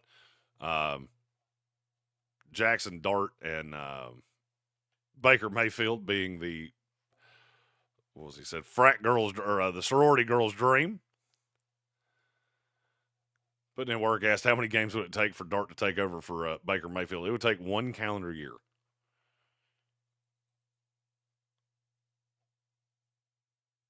And they do have a very quarterback-friendly roster. That was where our stream crashed. Again, I apologize for that. All right, let's see what we're...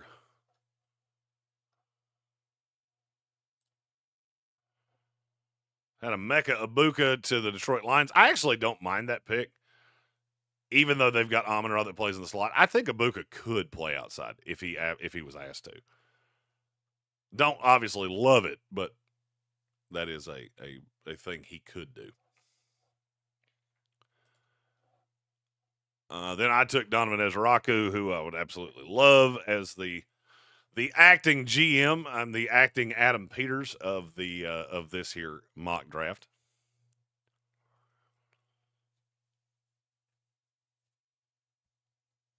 Joe with a good point. The thing that scares him about Ward are the turnover-worthy plays. Titans couldn't coach the turnovers out of Levis. Why should I trust him with Ward? I'll be honest with you, I'm not convinced they're taking Ward. For that very reason. Brian Callahan wants a quarterback that's not going to turn the ball over and just stay on schedule. And look, I don't think as highly of Cam Ward. He would have been my 5th quarterback last year, and now he's going to go at 1. Okay. Okay.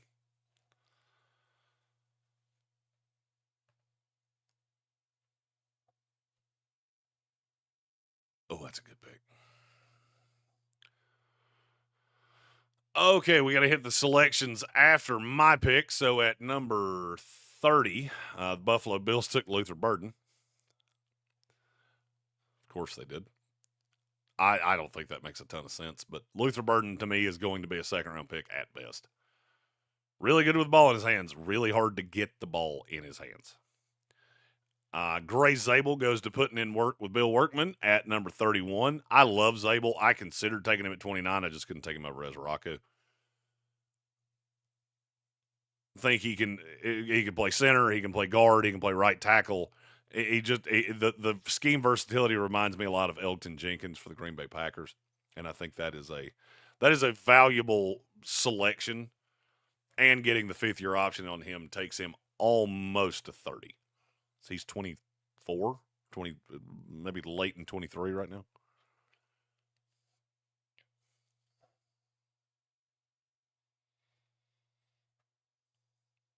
Oh, that's the best pick of this draft so far.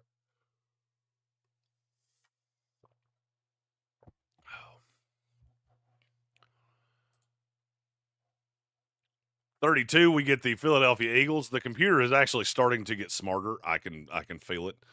Derek Harmon to the Philadelphia Eagles. That's a nice Milton Williams replacement.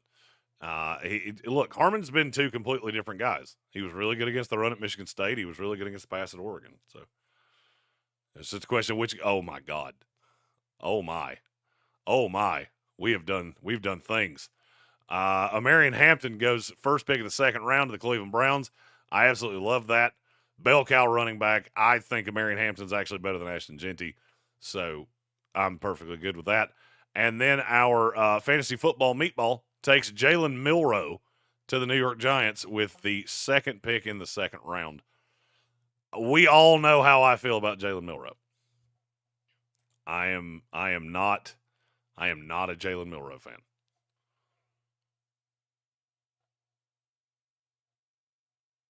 Colston, that's a great pick by New England.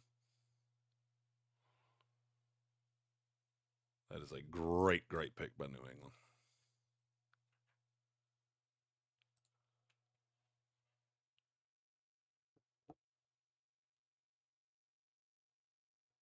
Colston Loveland with the trade up right there. New England goes up and gets him.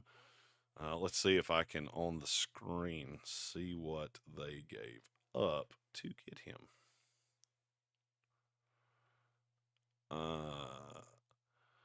New England gave up. I see what they did. Tennessee gets a 2026 1st-round pick from New England. Wow. That's a lot. New England gets 2-3 right there and a 26 2nd-round pick.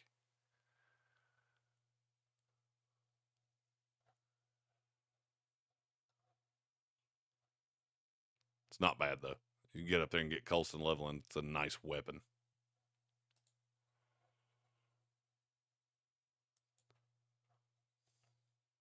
It was a lot to give up, don't get me wrong.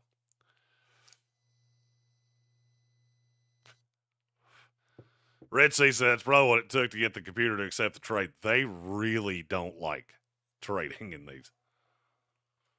I tried to, when the fall was happening with, no, I can't remember, with Tet, I was considering making a move up to Cincinnati with Washington, and I basically got told to piss off.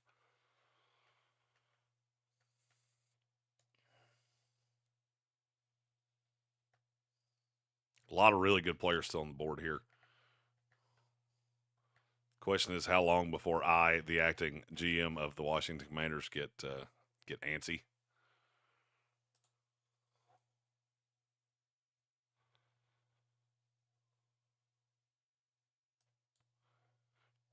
I would kind of like to buy a pick. I couldn't bypass Ezra Rocco. I wanted to trade down, but I couldn't do it.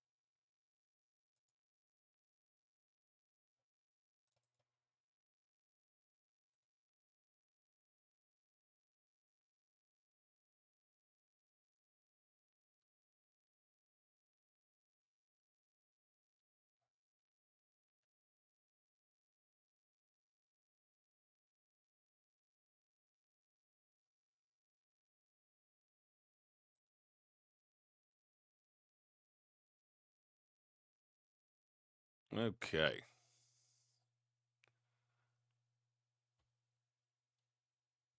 Trey Amos here to the Denver Broncos.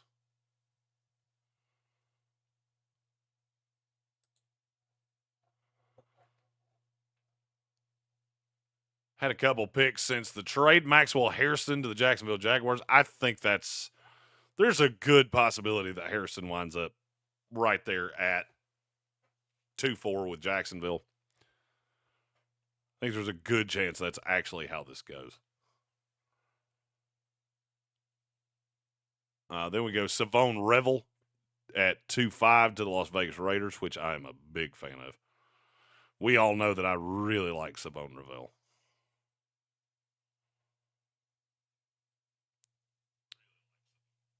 And then Trey Amos, cornerback out of Ole Miss, at 2-6.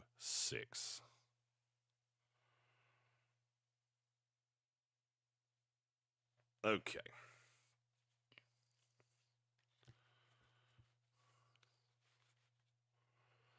Bears up here with 2 second-rounders and 3 picks. The first one is Donovan Jackson, the guard from Ohio State. There's very little miss in him. There's not much upside. I think that's a little high for me, but it's okay. I mean, because he would be a starter. Well, actually, now that I think about this, I got time because I have Jonah Jackson and Joe Tooney.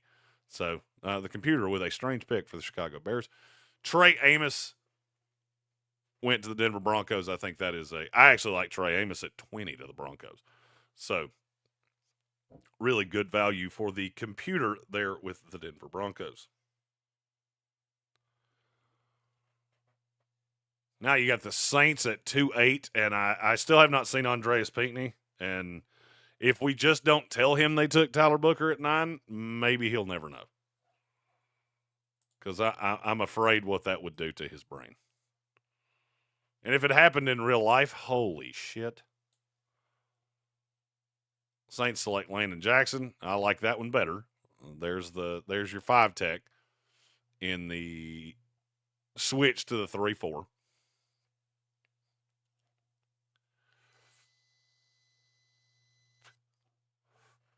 Still a lot of really good players on the board.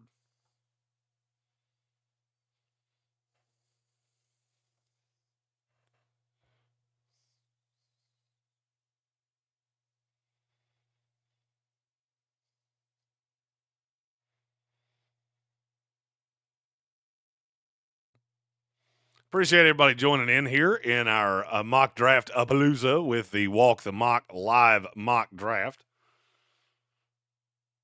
We will do another one of these next weekend. Then we'll do another one on the ESPN Radio Show on Monday before the draft. And that one we'll put out all across social medias and all of those things. So we'll be able to, should be able to fill that one. I want to do one of these where we fill everything.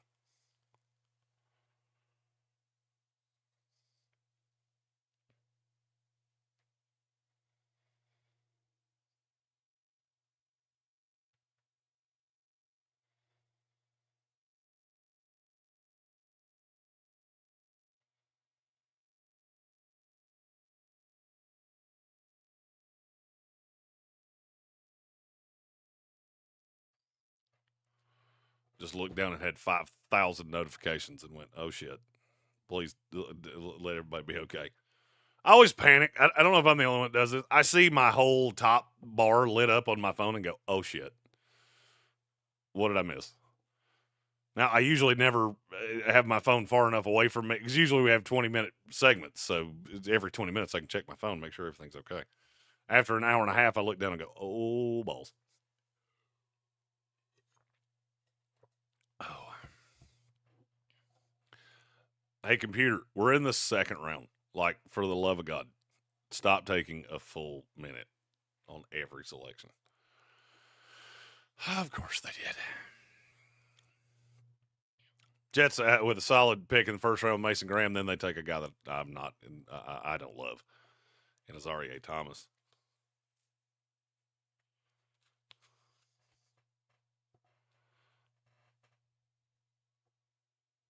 Washington actively getting uneasy. Michael Quinsell said this is his first NFL mock draft. Very glad that we could that we could be the ones to do this with you. Oh, we have a super chat. I'm going to come. From Matthew Hoffman.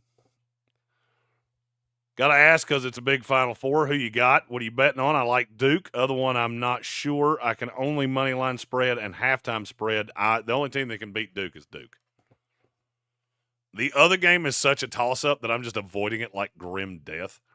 I want it to be Bruce Pearl. I'm afraid it will be Florida. Now, for Sir Jimothy, I hope you get one. But we all know I'm a Florida State guy, so I hate Florida.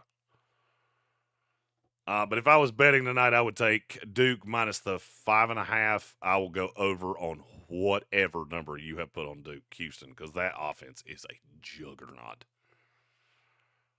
And yeah, those would be my wagers on this here Final Four.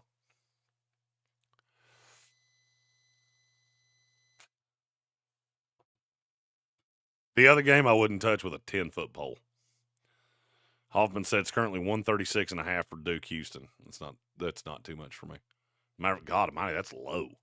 I know Houston's a good defensive team and they play slow, but damn. Duke has scored over 80 points in every game of this tournament, if I'm not mistaken. And I won't be shocked if they do it again.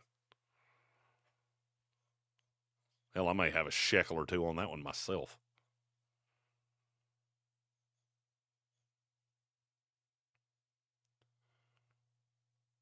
Okay, so catch back up here with what we've done. Landon Jackson went to the New Orleans Saints. Like I said, that's that 5 tech that can play in the transformation into a 3-4 for the New Orleans Saints. Nick Hurton for a Scorton goes to the Chicago Bears. I would give them a formidable pass rush with him and Montez Sweat. I didn't love that Donovan Jackson pick, but and again, it's the computer, so I should not be shocked that I'm not loving what they're doing.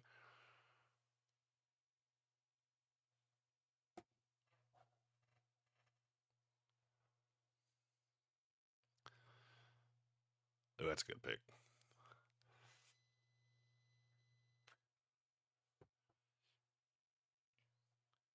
Had Zarie Thomas go to the Jets at 210. He plays a lot of man, so that would make sense with Aaron Glenn. Darius Alexander, I've consistently had him right there at that 211 spot to the San Francisco 49ers. And then the Cowboys get their running back with Quinshawn Judkins. Actually took him over Caleb Johnson, which is a little shocking to me. And then with Indianapolis, we go Trey Harris, one of my favorite outside receivers in this class. I absolutely love that kid. Okay, so now we have the Atlanta Falcons on the board.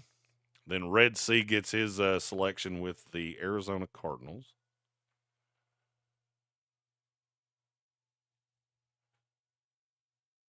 Trying to keep all of the stuff off of the computer that's running the stream, so I'm using my phone and my tablet.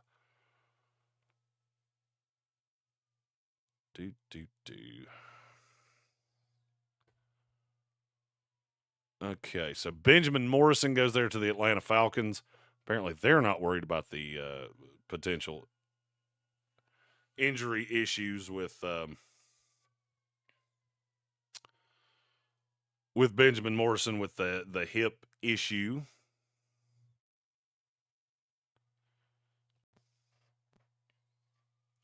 See who Red Sea takes right here at 215. I moved that the wrong way. Cardinals select Demetrius Knight. That's a good pick. That's a really good pick at 215 for Red Sea and his Arizona Cardinals.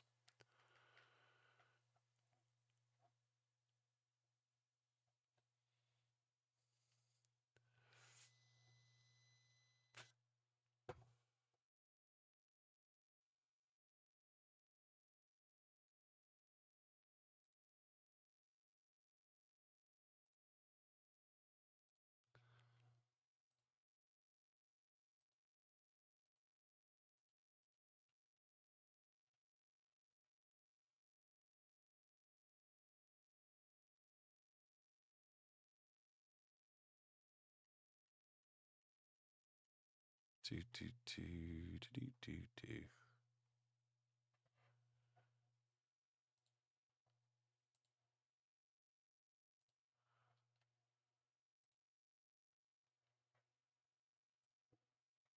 Pick is in for the Miami Dolphins.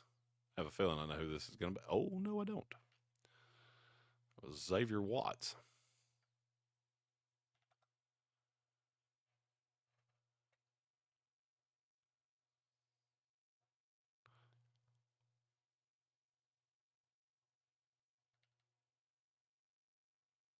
I have a trade offer into the Cincinnati Bengals. We'll see if they accept it. Has been accepted. Let's go.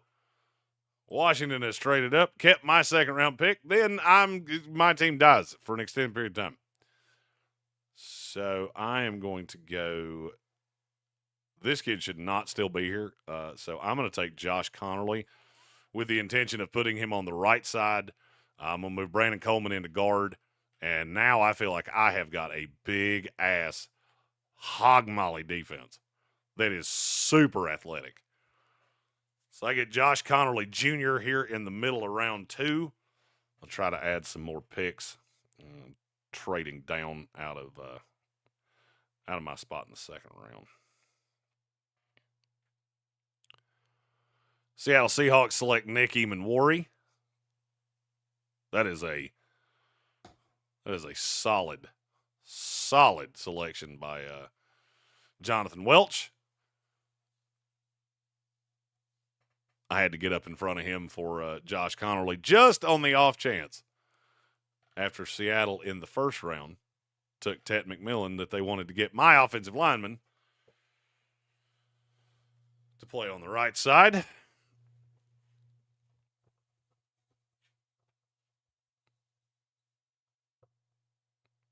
Xavier Watts, the Miami Dolphins. Xavier Watts is so safe that it's borderline comical that there's just not a lot of miss in him.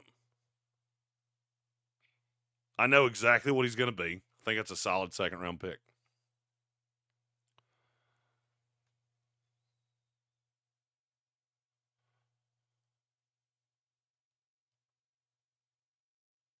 Eamon-Worry fits that the big safety history of the Seattle Seahawks. And then Jack Sawyer, edge out of Ohio State to the Tampa Bay Buccaneers. That's an interesting fit, solely because I feel like he would have to stand up there, and I don't love the idea of standing him up. I didn't hate it at first, and the more I've thought about it, the more I dislike it.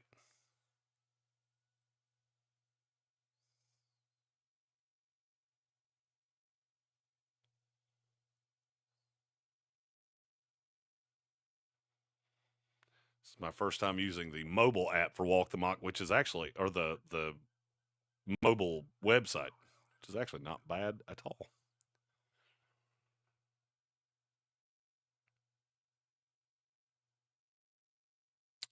Denver right here goes Carson Schwessinger. He's an interesting eval to me because he showed up at the combine, and I know he was bulked up. I think he's so much smaller than he showed up at the combine.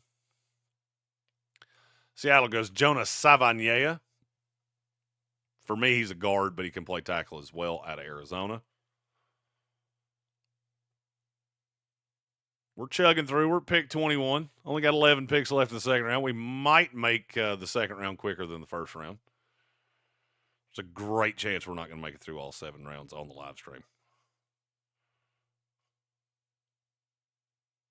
Because at some point I'm going to have to eat food or die.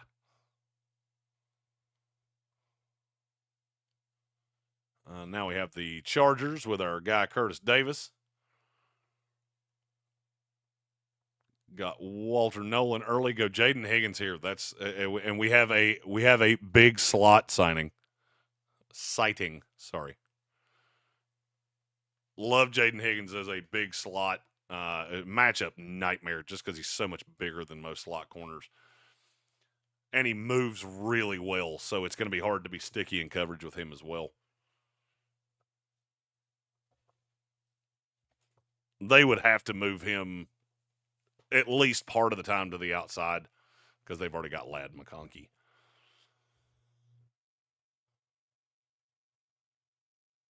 But just a really good player. I think Jaden Higgins has the potential to be an absolute stud. Oh, we have a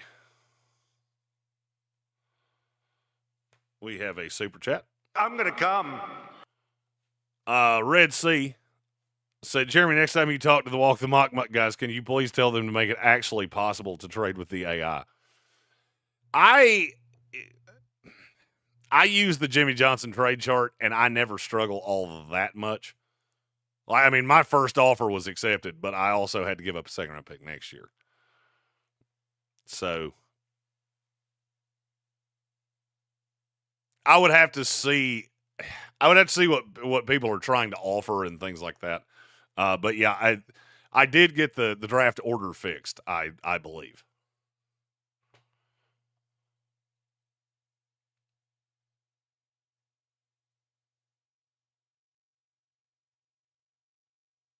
And putting in work said he 1,000,000% agrees with Red Sea about the AI. So when I talk to them, I will definitely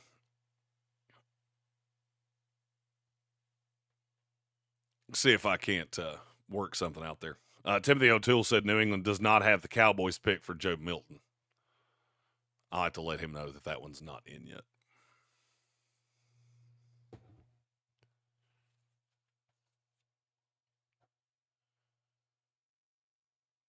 Just letting this be known, my second-round pick with Washington is available for any of those that want to send an offer that way. My second-round pick is 100% available for a trade down if you want to not deal with the AI, and I am 4 picks away. And I feel like there's still some very good players that some of these teams could use. And I'm much easier to deal with. I just need some picks in the middle rounds because I go from 229 to 629. I don't have a 3, 4, or 5.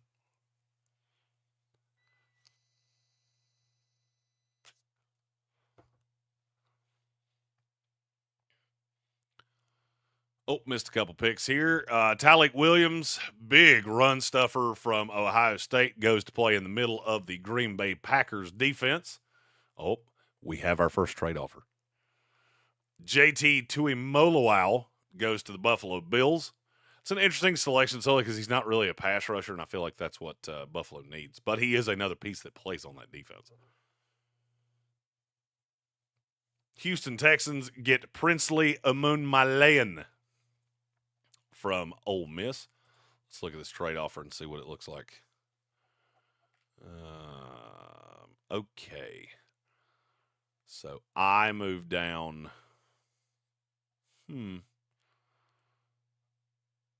Oh, good God! Now I'm being sent 400 trade offers. Let's compare these in real time, shall we? Okay, so I give up my 5 next year. I get a 3 and a 5 right there. I think I like that one better.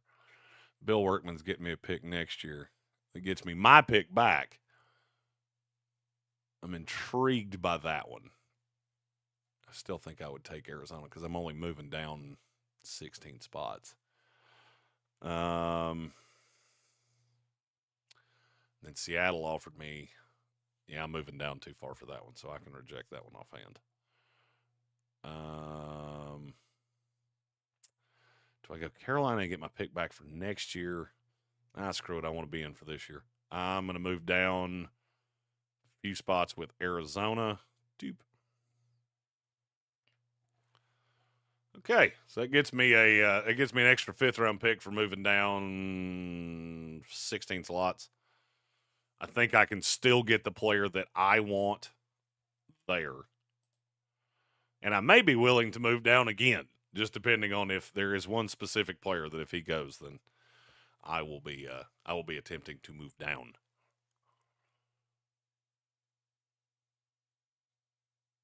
Let's see if there were any picks while I was doing that. Putting in work with Bill Workman, took Jack Betch, big slot, from TCU. I need a big slot button. I need to find a big slot.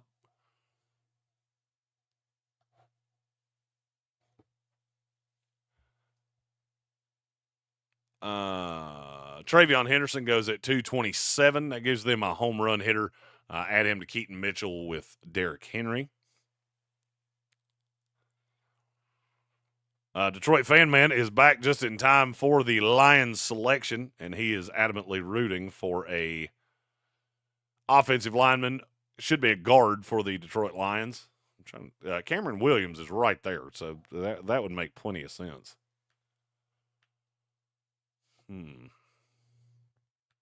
Marcus Mbow would also make a slew of sense.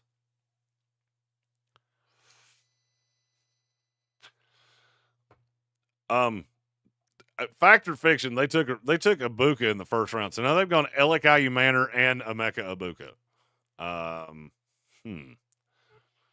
That does not make sense.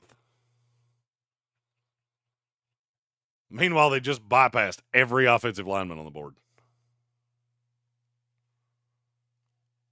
I have been sent a trade offer. That's moving down a long way. So Bill Workman, depending on if I will tentatively accept that, depending on if the guy I want falls.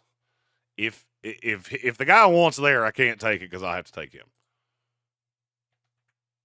But I'm gonna leave that I'm gonna leave that on red for a minute. Adding that 5th round pick is really, that would be good for me. It would give me 2 picks in the 5th round. That would make me more mobile. And give me a 7th rounder. There is a guy I really like in the 7th round. So we'll put a pin in that. Tentatively accepting, because I don't know if the guy I want's going to get to me.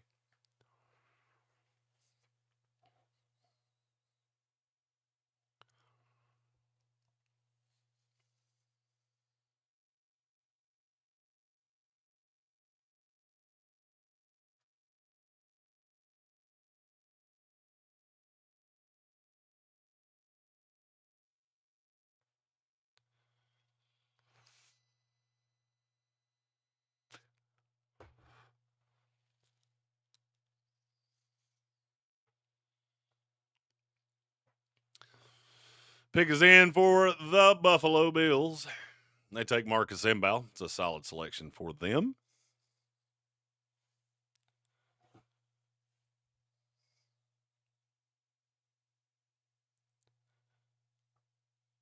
Putting in work said Betch learning from Adam Thielen is a dream pick. I would agree with that. I think that would be a really solid pick for Carolina because they give you a more physical guy. You got Liggett that can go over the top.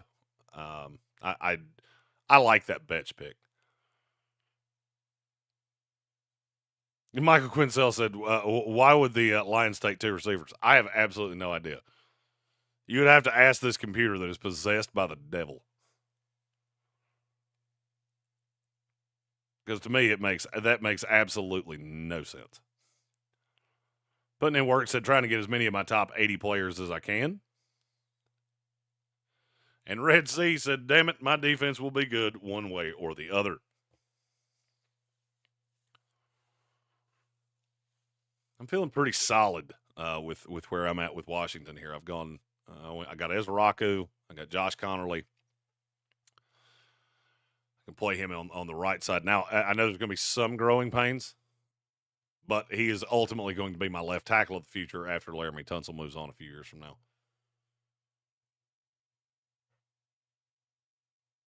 And I've moved around the board, dropped down to the middle of 3.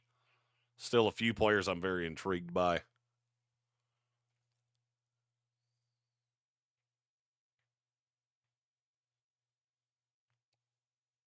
All right, we had Alec Ayumanor go into the Lions. I didn't really talk about the player.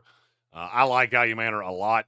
A kid from Canada that came in on the I call it the Canadian Exchange Program because I don't really know what the program is called, but he came down here, played the last 2 years of high school football in America, got hurt both years, so only played, I want to say he played 4 games of high school football in America, got a scholarship offer from Stanford, which was his dream school, wound up there. He's a little stiff, but I think a lot of his issues can be coached out of him. Look, he's just he got very little tutelage in high school, and I don't think Stanford's a very well-coached program at this point. Maybe Frank Reich will help that out now that he's taken over for a year. Red Sea took Omar Norman Lott. That makes for a very interesting. It's a lot of interesting pieces that Red Sea has added. I want to take a look at his draft here in just a minute after we run down all of these picks. Omar Norman Lott, I think he can be a really good pass rusher in the league. He's a little undersized, but some teams think he's a 5-tech. I think he can play 3 or 5. Got to watch the injuries with him because that has been a little bit of an issue, but the player itself is really, really good. Marcus M'Bow, offensive guard for me out of Purdue with a little flexibility to play out on the right. Little thin, weighed into the combine 303. I think he probably played closer to 290. But he's 290 and really fucking strong. So if you get him one of the reasons I like him so much is if you put him in an NFL strength and conditioning program, I think there's a great chance that kid can be really forceful as a guard at the next level. Alfred Collins at pick 231 to the Kansas City Chiefs. Very multiple, came into Texas as an edge rusher, bulked up over the course of time. Now he's a BDD. And I think he fits in nicely in the middle of that defense next to Chris Jones. Had a little bit of a corner run here. Darian Porter, 232 to the Philadelphia Eagles. Of course they did, because that's their long-term second corner on the outside. Started as wide receiver, really only had 1 year of true tape. He was at Iowa State for 6 years. And basically, for 4 of them, he was completely a special teams player.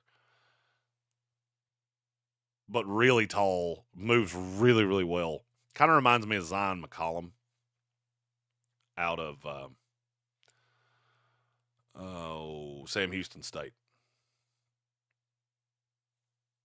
Intriguing player there for the Philadelphia Eagles. There's a guy that I just realized I don't think he has gone, and I'm not going to be able to hold off.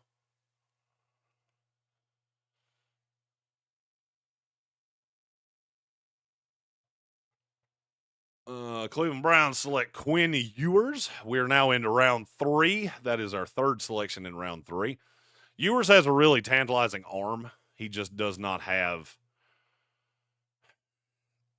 He's so damn inconsistent that it's hard for me to wrap my brain around. But he's definitely got the arm talent. Our buddy Mike took Cam Scadaboo at pick 1 in the 3rd round. He'd be a nice compliment to Tyrone Tracy. I think Scadaboo's going to be really good between the tackles runner. Just kind of a do-everything kind of utility guy. He's not strikingly fast, but he's really hard to bring down. And he does give you a good bit out of the passing game. One of the better pass-catching backs in this class. Dorian Strong from Virginia Tech there at 3-2 to the Kansas City Chiefs. adding a little depth to the secondary. I think that's a little high for him. Walk the Mock and I have very different rankings. I think for the next one of these, I'm going to load my top 500 into this server and have the computer use it as the rankings that it has. Bull Rush McIntyre goes right there at pick 4 in the 3rd round to the Las Vegas Raiders. Another pass rusher. So they're going to have Malcolm Kuntz, Christian Wilkins, Tyree Wilson, TJ Sanders, and Max Crosby. That's terrifying. That is a terrifying front four. Let's get into some of these chat messages. I'm trying to keep everything off this computer. So let's see. Timothy O'Toole said Caleb Johnson is still on the board. I know. That is one of the 2 players that if they fall to me with Washington, I will happily just take them.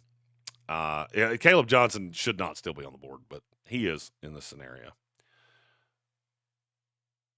Putting in work said Red Sea. Damn it! I went Caleb Johnson. Okay, only got 1 player left. So, Bill Workman, be alert, because if the other guy I want goes, you're going to be getting a trade confirmation here in a minute. Red Sea wants quarterbacks to be scared playing the Cardinals, and he said, damn straight. In this scenario, our 3rd and long blitz package would be Josh Sweat, B.J. Ojulari, Omar Norman Lott, Baron Browning, and James Pierce Jr. That will feed families. That is damn solid. Michael Quinsell said, with the Giants, really wanted some running back insurance in case Tyrone Tracy keeps fumbling. And he said, good pick, Red Sea.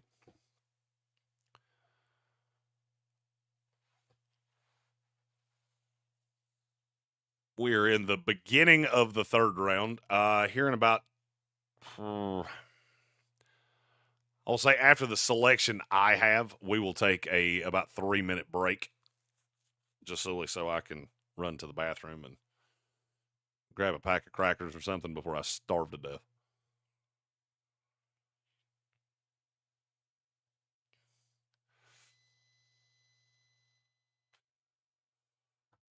Caleb Johnson, running back out of Iowa to Denver, That gives them 2 really good between the tackles, thumper running backs.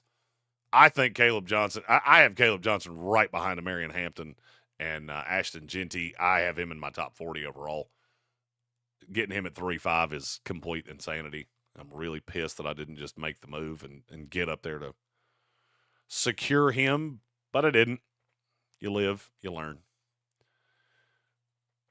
Jordan Birch, defensive lineman out of Oregon, goes to Jacksonville. Not a player that I'm super, super high on, but it does fill a need for Jacksonville. They didn't take Mason Graham up at the top, so.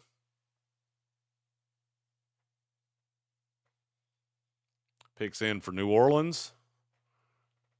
Wyatt Millum, guard for me out of West Virginia. This kid's got a mean streak. I really like Wyatt Millum. Don't think he really plays anything but guard. He plays spot right tackle, but that's the best that I think he could do. Quinsell was explaining why he took Scadaboo over Caleb Johnson. And that's one of those that, I'm not going to, depending on what you're looking for, Caleb Johnson gives you virtually nothing in the passing game. So, I'm not upset about it in any shape, form, fashion. He said, I think he benefited from having the number 4 ranked offensive line in the country, and you're probably right. He also made a lot of guys miss and broke a lot of tackles out in space. So I'm a big fan of Caleb Johnson. But I will not begrudge you for taking Cam Scadaboo over him. Tate Ratledge, guard out of Georgia, goes at 3.8 to 1 Mr. Jonathan Welch. I think he's a really safe player. Got a great mullet and a handsome stash to go along with it. Don't think there's a crazy amount of upside with him, but I also think there's a really, really safe floor.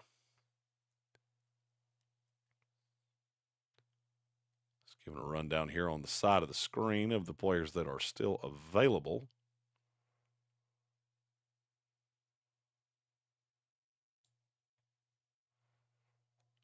Pick is in for the New York Jets, Jets, and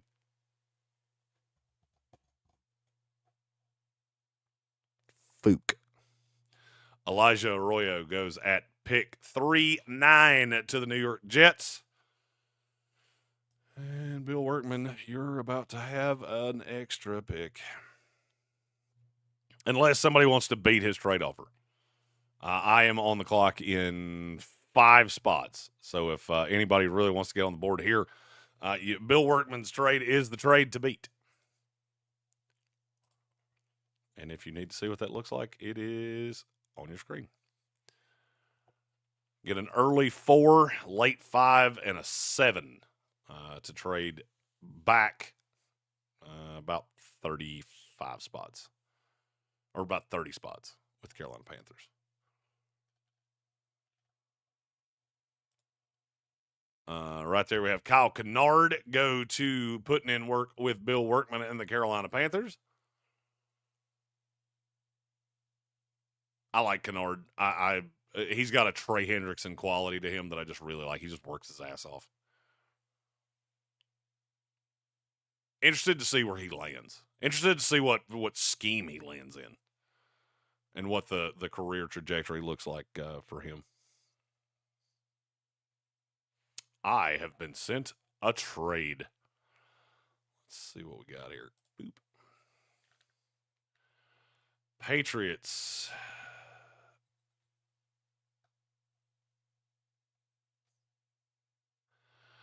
All right, so Patriots, I believe what you were trying to do is get my 314. You put in 514.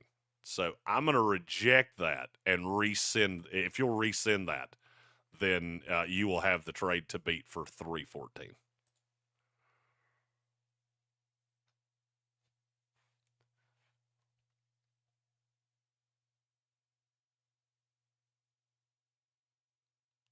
Look at me being a nice guy. I didn't accept the Patriots were actually going to give me 3 extra picks to trade down.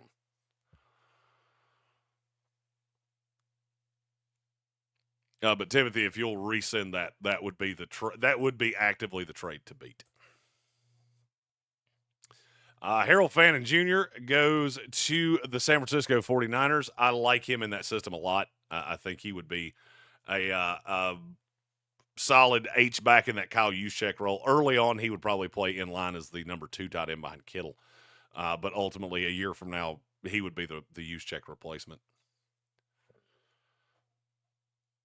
Picks in for the Dallas Cowboys, which means it is last call for trade offers for pick number 14 in this round. Cowboys select Kyle Williams. I was impressed with how he ran at the combine. That pushes him into that 3rd round discussion for me because he did run so damn well that it kind of took some of my reservations that I didn't know how he'd be able to separate at the next level. But he's a damn good route runner. He was really, really impressive at the Senior Bowl.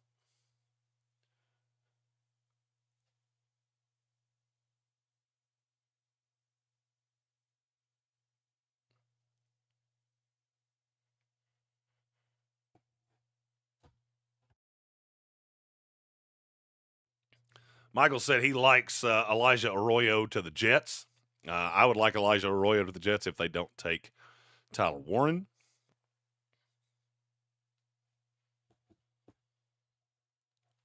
But I'm also very much all aboard the, if it's not Mason Graham, I really want it to be Tyler Warren train. Okay, we are on the clock. Titans select Isaiah Bond. I am going to go in here and accept this offer from the New England Patriots. So New England now has my pick. I've successfully traded down. I believe that will allow me to get who I want in the 4th round. Continue building out this roster for the Washington Commanders. That's a good trade up for New England too. They came up and got Cameron Williams. That's how trades should work. And I'm not going to lie, I consider just taking Cameron Williams for myself. But for him to fall in right there, that's a really good value pick in the middle of 3.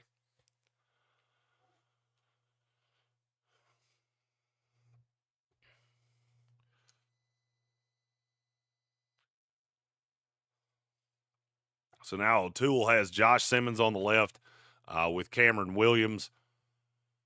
It's a nice left side of the line. Good, young. A lot to like about that.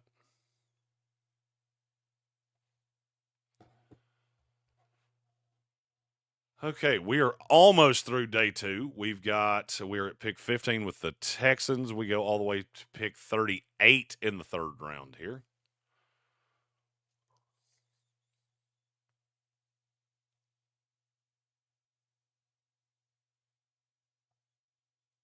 Mason Taylor goes to the Houston Texans.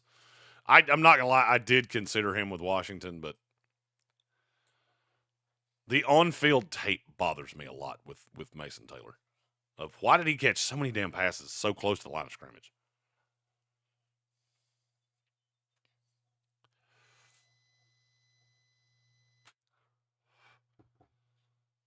All right, I got to find a run of computer picks, and I'm going to take like a 3-minute break. Josiah Stewart going to the Colts here with our guy Generations. It's a good edge rusher. All right, so we got 4 computer picks right there. We got 5 after King Kurt. So after pick 22 with the Chargers, we will take a 3-minute break so I can go grab a pack of crackers or something and take a piddle. Happy Saturday, Bob Brown. Glad to have you in here for the 7-round walk the mock draft that got crazy in a hurry with the computer doing dumb shit.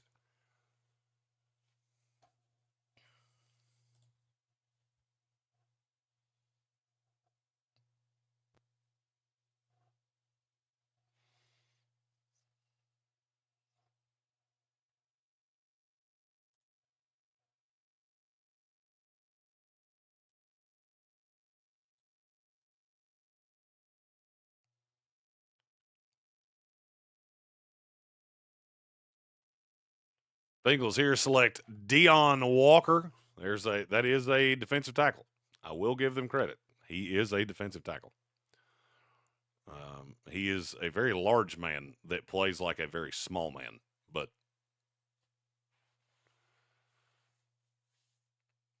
that's a pick for the Cincinnati Bengals. Timothy O'Toole, no one is controlling Dallas to my knowledge. Oh, what was that? Oh, we had a trade. Bill Workman is up on the clock. He's up here to 318. Gave up his 3rd-round pick. Bill's saying full-on fuck them picks. Like, I don't know how many trades he's made, but it's a lot. He gets up here, trades up 10 spots, and gives up a, God almighty, that's a lot.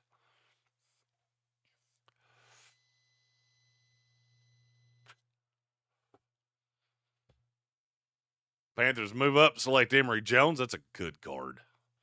He's got a hell of a base. Just a big old damn feisty ass guard.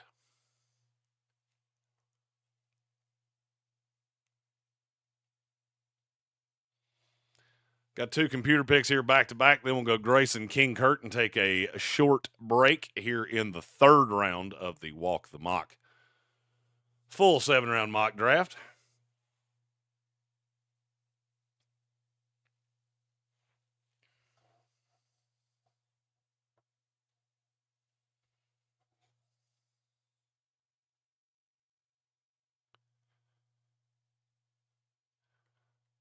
He said, I told you my goal was to get as many of my top 8 as humanly possible. You have certainly done that. I have your top 80, so I see how many of those you have selected here.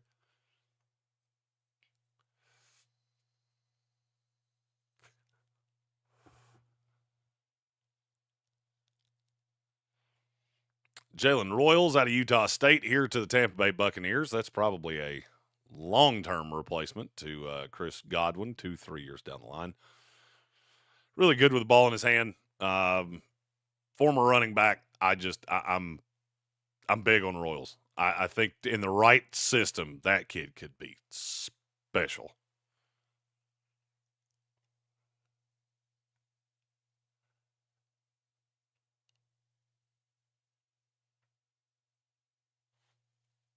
Denver on the clock at pick 20 in the third round.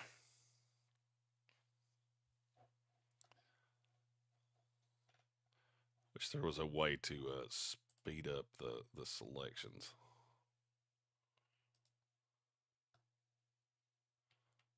When we get down here to the fourth round, but unfortunately, there is not.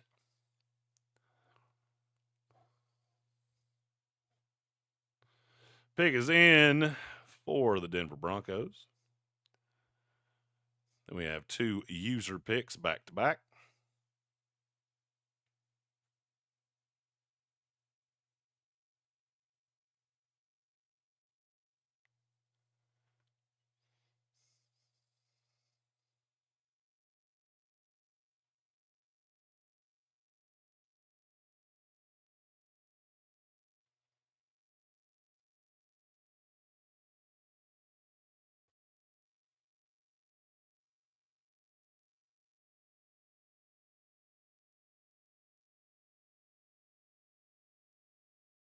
Tyler Shuck there to the Pittsburgh Steelers with Grayson.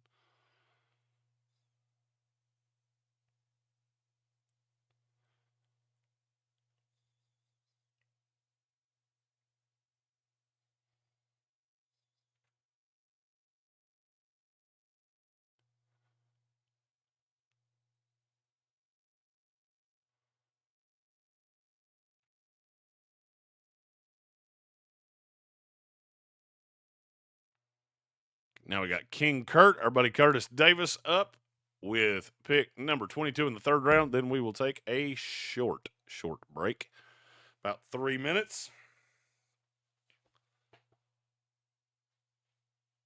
Picks in for the Chargers, and it is Terrence Ferguson, tight end out of Oregon. That is a solid selection. Really like that kid, Logan Paulson, working with him actively in the pre-draft process. All right, we got 5 computer picks here in a row before Jonathan Welch, so we're going to take a quick commercial break right here. Enjoy Cradles from Suburban. If that button would work, and it doesn't. So let's do that.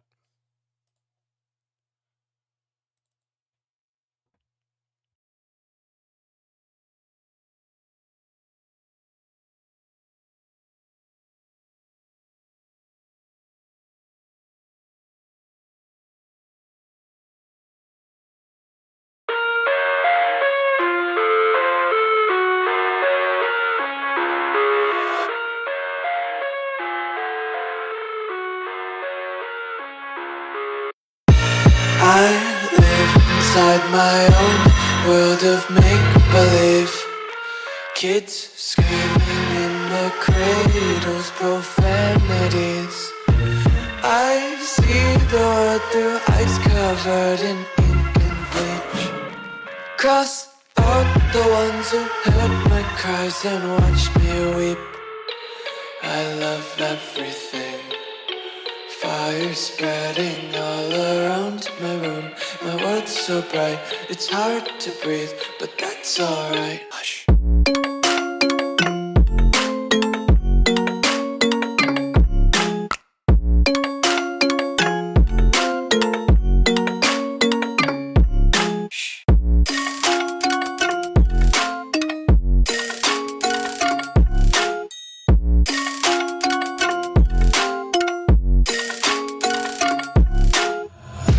Take my eyes open to force reality.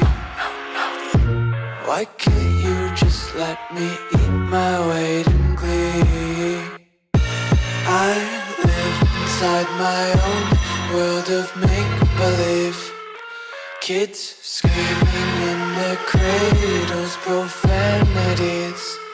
Some days I feel skinnier than all the other days.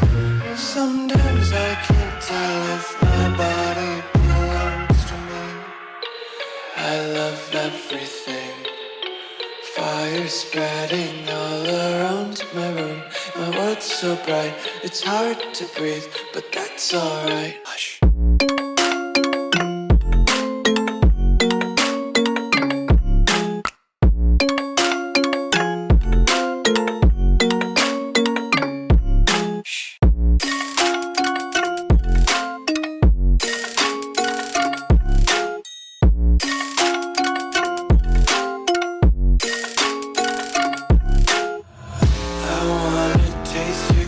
Hold your breath and feel the tension. Devils hide behind redemption. Honesty is a one-way gate to hell. I wanna taste consumption. Breathe faster to waste oxygen. Hear the children sing aloud. It's music till the wick burns out.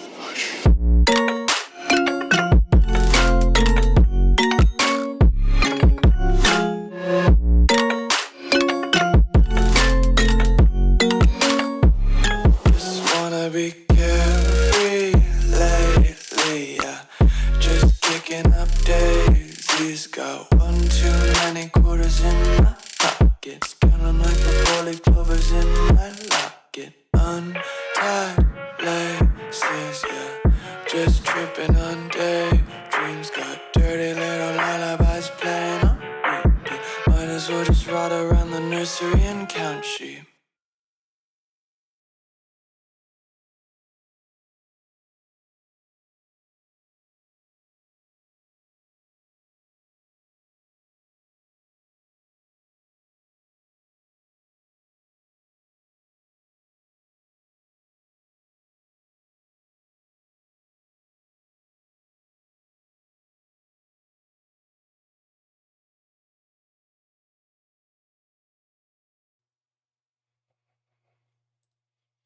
Okay.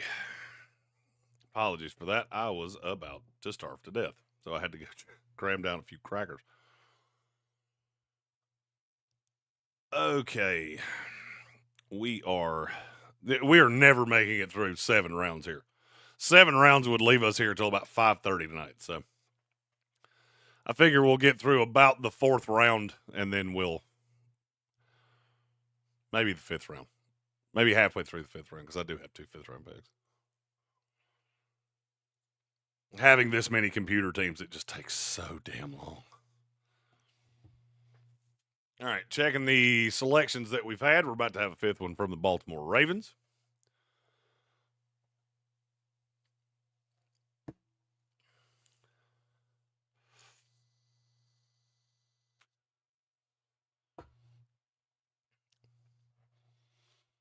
All right, the Ravens go Ola Oladejo, edge from UCLA. That's a good pick for Baltimore. Kid started as an off-ball linebacker, wound up as more of an edge rusher last year at UCLA.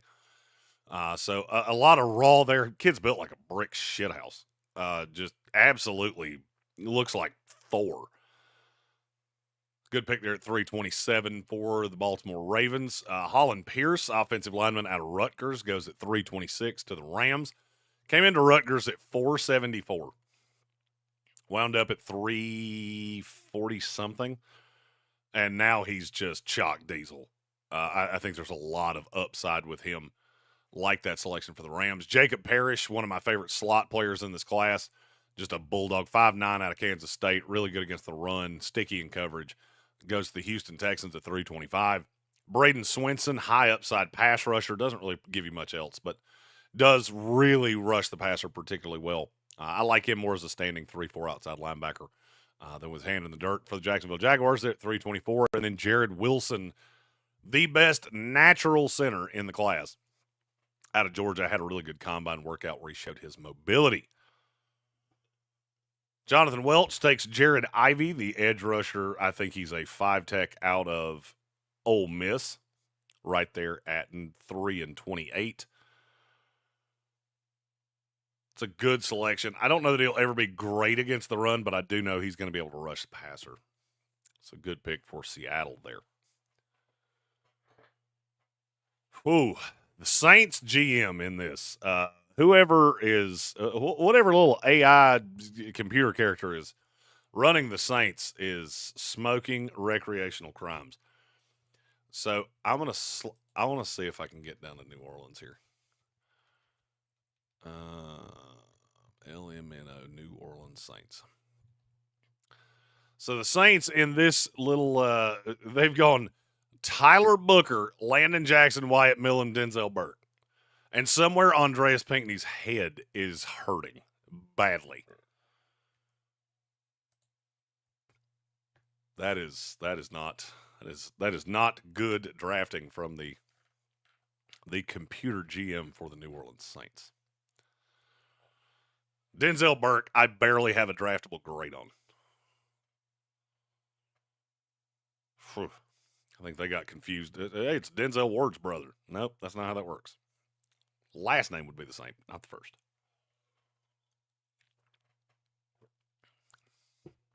Good pick there for the Browns. Andrew Makuba, the smaller safety, really good in pass coverage. Doesn't really hold up well against the run, so he will have to play exclusively deep safety. But in the right scenario, I think that he could be really, really good because he is an elite cover guy from the safety position. David L. said, finally done. How are the Colts looking? Let's take a gander at the Indianapolis Colts. That one is from our guy, Generations. Whose shoe game will be on display at the NFL Draft with a custom pair of Jordans that he sent to Tank and myself.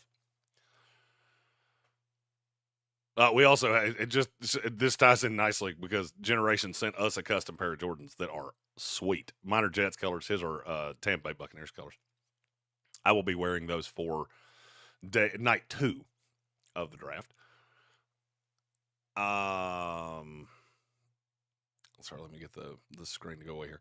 He took Tyler Warren, who we will be hopefully having on the show in the next couple weeks because we are doing something with Tyler Warren and Will Campbell that I will be able to tell you about next week. He took Tyler Warren, Trey Harrison, Josiah Stewart. So things looking particularly good for Indianapolis. I like that class a lot.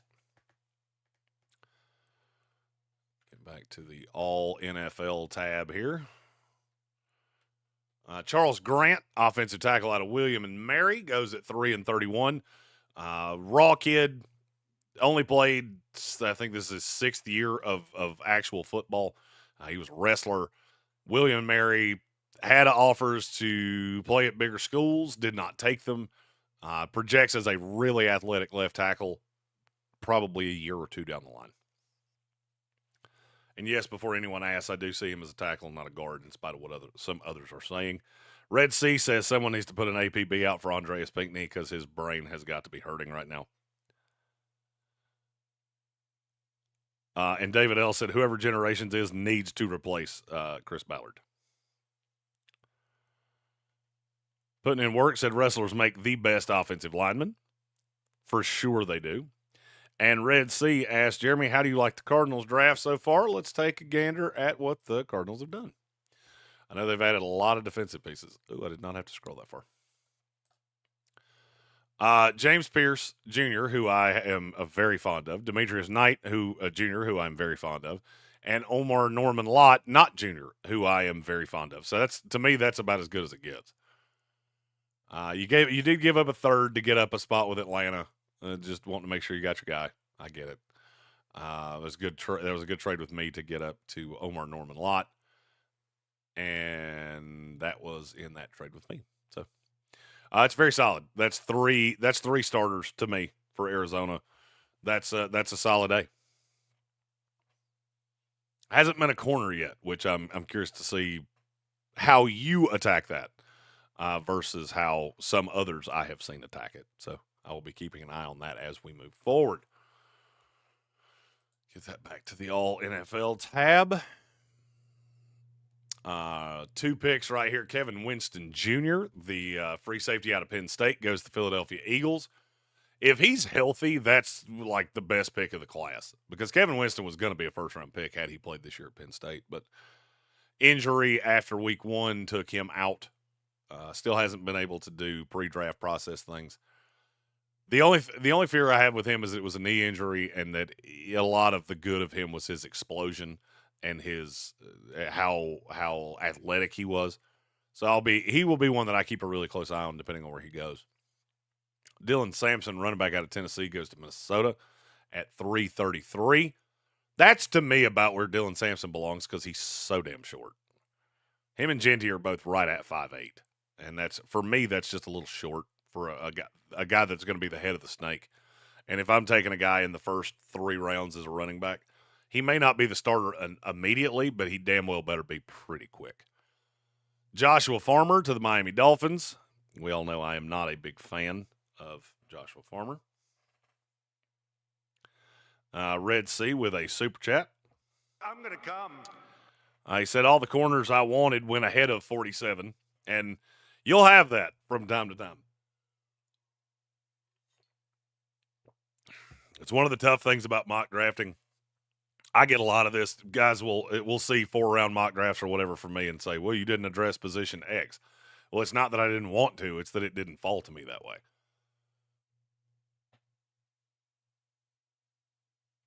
We are almost to the end. We got 3 picks left in round 3. We're gonna go through round 4. We'll go into round 5, and then we will probably call it good for the rest of that. And we'll update this Monday probably on the ESPN radio show.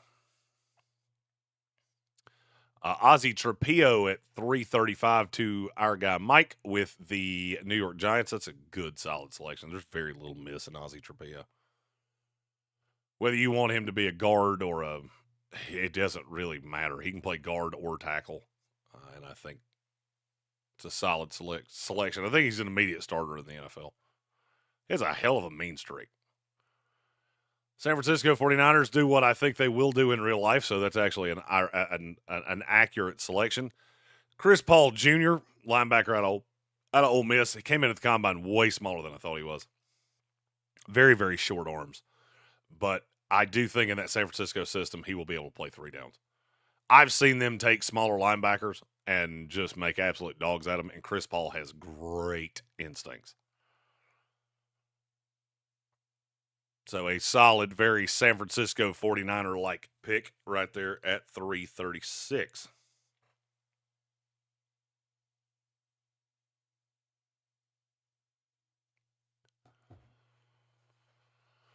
Okay, we got the Rams and the Lions. It's the Jared Goff back-to-back. 37 and 38, last 2 picks in round 3.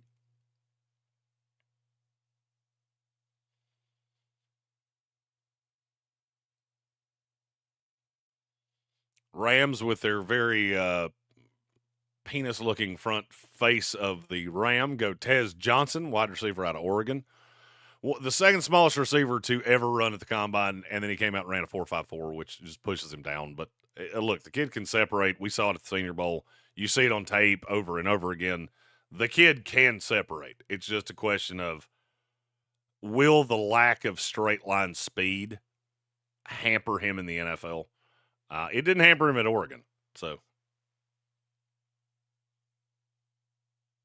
a lot of really good tape from him.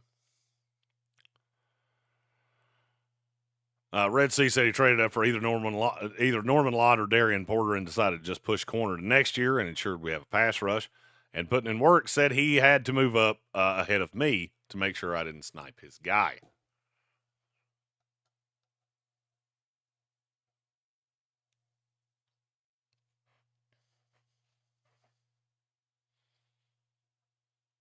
Four picks away from my next selection. We have one from Bill Workman, one from Mike, and one from the Tennessee Titans. The Lions here go Barrett Carter, first 2 down linebacker out of Clemson. He's really good against the run, just almost completely worthless against the pass. So now I need to make what am I going to do here?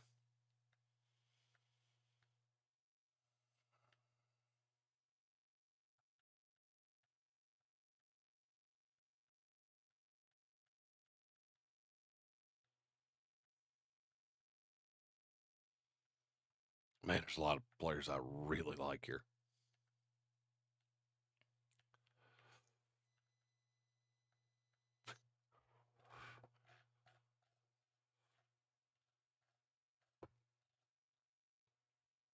go through position by position. There's your best quarterbacks, according to the rankings of Walk the Mock. Titans pick is in here at 4-1. We are officially into day 3 of the actual NFL draft. We go Lathan Ransom. I like his tape a lot at times. It just really depends on where he lands and where he's going to be asked to play.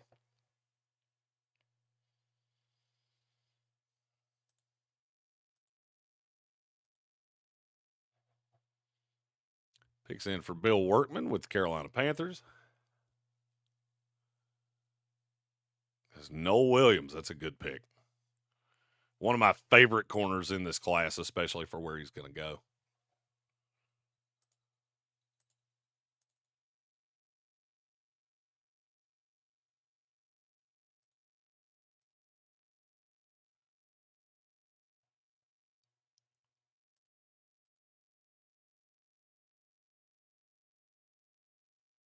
We got Mike on the clock with the New York Giants.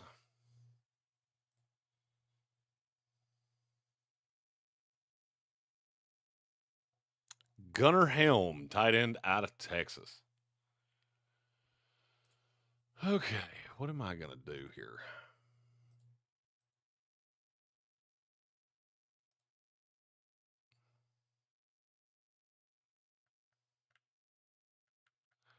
There's not a corner that well, it's probably Zy Alexander. Yeah, I'm just going to go ahead and do that. Zy Alexander, cornerback out of LSU. One of my, I really like this kid. He may ultimately end up having to play safety, but he is a little thin. A little thin to play safety. Doesn't have the greatest straight line speed, but I think look, he's just been a ball hawk over his time in college football. He has really shown an ability to play the ball. And, we're to an interesting point here where there are a lot of positions that I'm finding to be a little dead.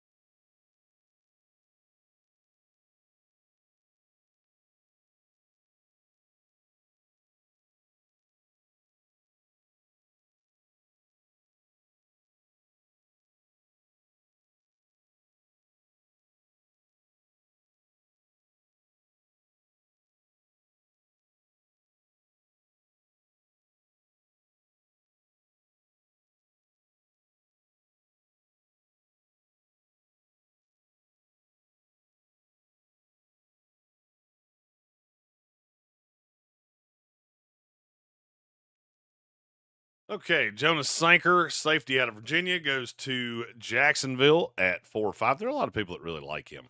I'd be lying if I said I was really one of them. He's fine. There's not a lot to him to me.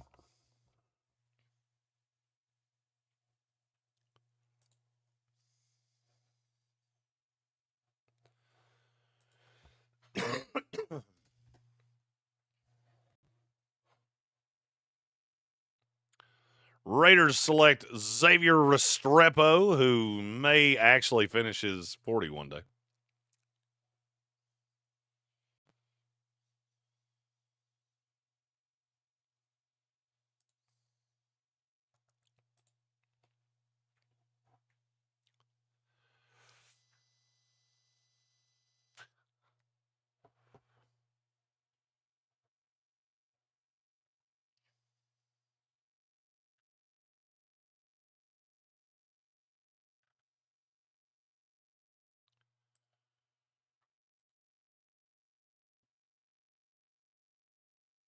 Sorry, I got a little distracted. It sounded like there was somebody shooting guns outside of my house, of which I live up on top of a mountain, so that's kind of rare.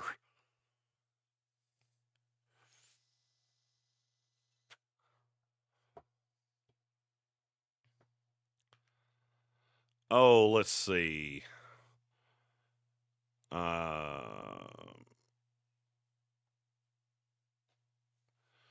But it works. Said, take a look at the Panthers. Let me know what you think of the pieces I've added. Okay. We got Xavier Restrepo and Kobe Bryant right here to the Buffalo Bills. Buffalo adds a corner that, well, he's not nearly as tall as Kansas told me he was. Carolina. Dupe. So you've added Shamar Stewart, which I'm a big fan of, Gray Zabel, Jack Betch, Kyle Kennard, Emory Jones Jr., and Noel Williams.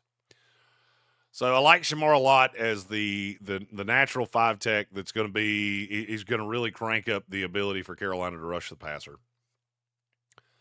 Gray Zabel slots in as the center to start. I don't know that that's where he's going to live forever, but he would be the center to start for sure. Jack Betch is your big slot. By the way, you can find your I Love Big Slots t-shirt in our merch store later on today. Have those in each team colors. The Jets just took Will Howard. Let's go. Then you go Kyle Kennard, who I really like his pass rush upside. I think he could be a poor man's Trey Hendrickson at the next level.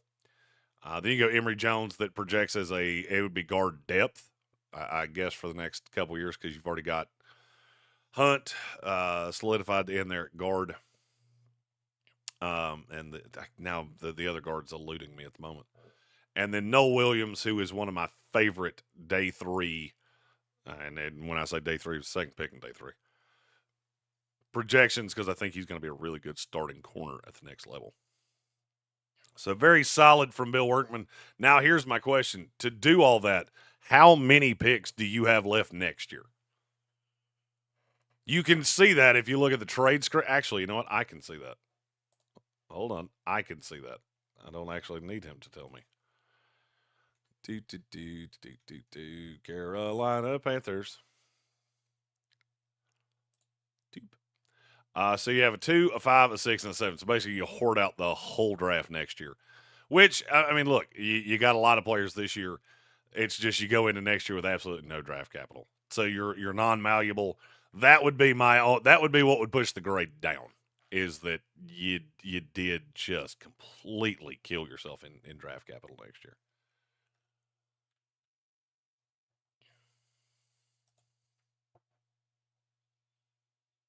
That's one thing that I'm actually looking at so I've got 2 5s, and if you look at right here with me for next year, I have a 1, a 3, a 4, a 6, and a 7. If I could add a 5 next year, I would trade one of the 5s I have, and all that would leave me without would be my second round pick, which I think I could probably recover at some point. So right now I'm looking at, I've got 5, 6, and 5, 14, and there's a great chance I'm going to try to move one of those picks for a 5 next year. So if anybody wants that pick, we're still a long way away. But if anybody wants one of those 2 picks, they can be had for the cost of a 5th rounder next year. Well, I mean, and another later pick in this draft.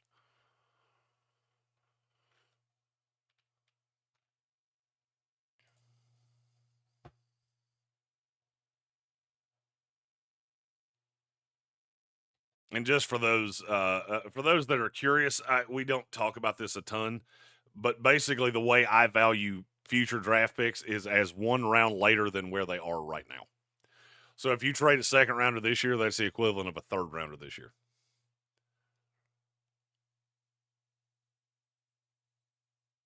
And Putting in Work said, tried to recover some picks by trading back, but nobody wanted to move up. That is a problem. And it's a common problem. Red Sea asked what my thoughts are on Dante Thornton. I think he's a really big kid. I think he's got all the natural gifts in the world. He's got to be a better route runner. Tape ran really hot and cold. When he got going early, he seemed to stay going. The problem is if he didn't get going early, he tended to never get started. The Vanderbilt tape shows how good that kid actually can be. The problem is that his floor is terrifying. I mean, I like Thornton. I feel like a lot of teams. I feel like a lot of teams are going to really deep dive the tape on him, and they're not necessarily going to love what they find. So he may not go as high as some would think.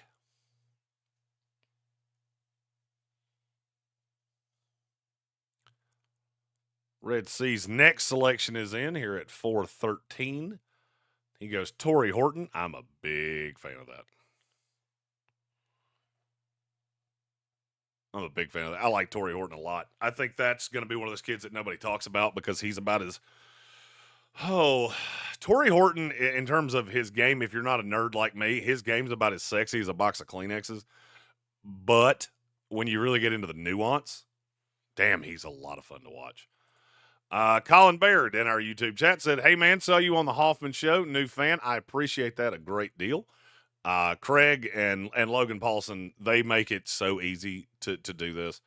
They're such kind guys. And I'm not just blowing smoke up their ass. They're genuinely kind guys. I do a lot of podcasts and radio.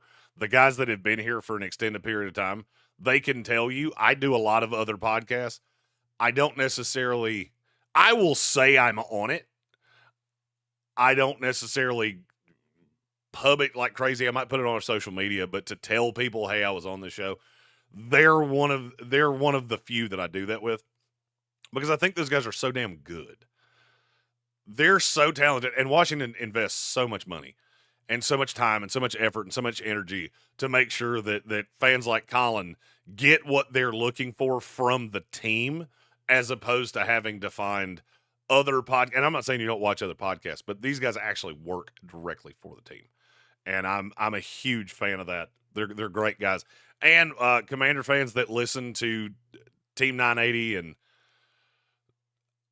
it's I don't think I've ever felt as appreciated as the guys with Team 980 and Take Control or Take Command and the Command Center and all those guys have made me feel. So it's glad to have you, Colin, and I'm becoming more of a Commander fan as time goes on. Those guys are swaying me away from the Jets and getting closer and closer to Washington.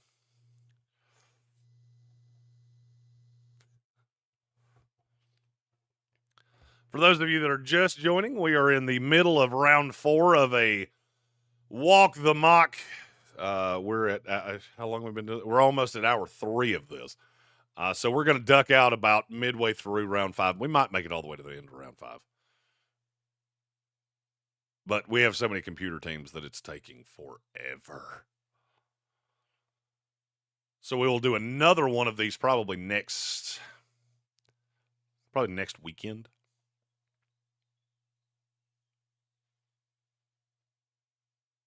Red Sea said, can we end it after the 4th? I'm done after that. Frankly, I think a lot of us... All right, so I'm going to look at all the teams that actually have a GM here. So Red Sea is done. He's done. He's got 720. Let's see. Bill Workman, he's got 2 5s, so we'll get through his 2 5s.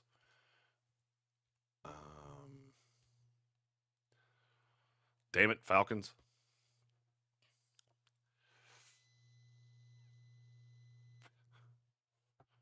Jordan Phillips. God, that dude's a fucking road grader against the run.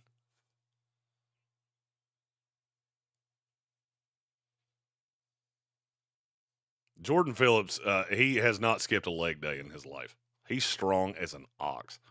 He just has no pass rush skills whatsoever. New England Patriots with a damn good pick there with DJ Giddens, one of my favorite players in the running back class. Indianapolis has the full gambit of their selections. King Kurt. Oh God, King Kurt's got a million picks. Timothy O'Toole is done after the 4th round. Hey, the Saints can't hurt us anymore. They did get Ashton Guillotte though. 410. Actually, that's the first pick they've made so far that I actually like. The Giants have a pick right after mine in the 5th round, then 2 7th rounders.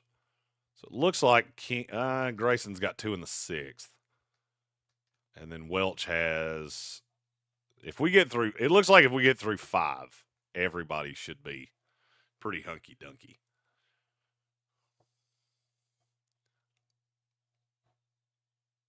Titan State Billy Bowman, very undersized safety. Walk the Mock has him as a corner. He is not a corner. And then there's me. And I got 3 late. But we can also keep this going. I feel like most of us are doing this on our phones anyway. So, looks like we'll go through 5 unless anybody has an objection. I'm going to have to eat food, or you might actually watch me die on stream.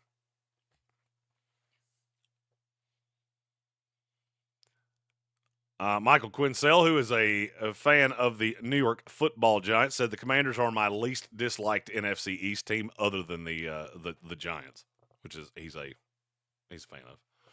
Red C's at work. I love the commitment of Red C. Red C hops into everything we do, whether he's at work, church, driving, it doesn't matter. And I love that. I appreciate that a lot.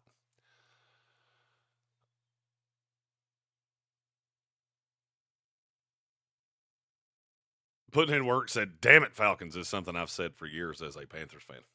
I believe that. I think, to what Quinsell said, I think there's a team that every fan looks at in their division. They really hate 2 division rivals, and then there's a third one that they don't hate as much. As a Jet fan, I hate the Miami Dolphins and the New England Patriots. Not as an analyst, but as a fan. I don't hate Buffalo like that. I've never hated Buffalo like that. I don't know exactly why that is. Now, the funny thing is, it's success. I do know why that is. Because mine used to be, I didn't hate New England the way I hated Buffalo and Miami when I was growing up. Then I got to see the Brady years, and New England went to the head of the snake. Miami dropped down a spot, and Buffalo was just not all that good for 20 years, so they got kicked in the back. And now, even though they're good, they haven't crested the mountain, so I still don't hate them. But as I've stated, as an analyst, it's really hard to have a favorite team.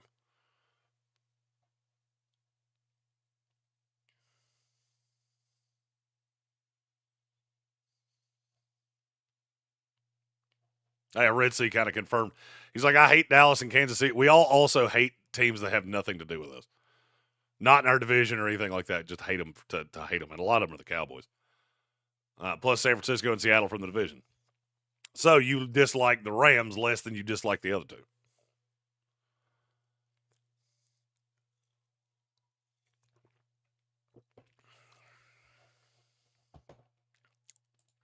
Sorry for that aggressive gulp of rain. Between lack of food and lack of sleep, I am running on a ridiculously low amount of fuel.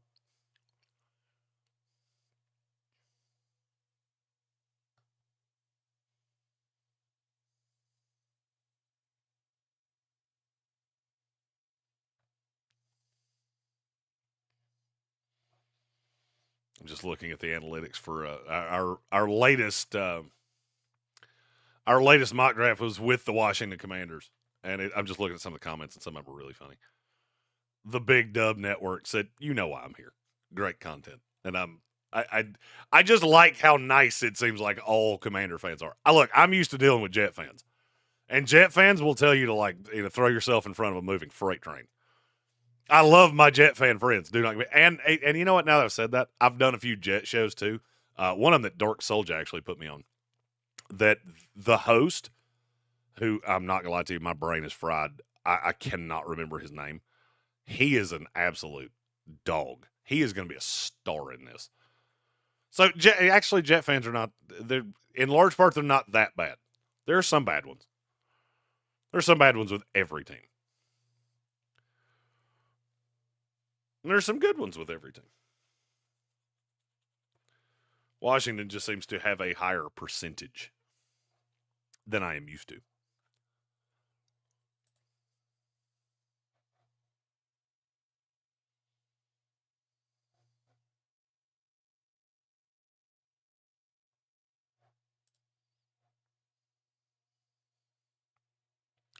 Okay, let's get caught up on some picks here.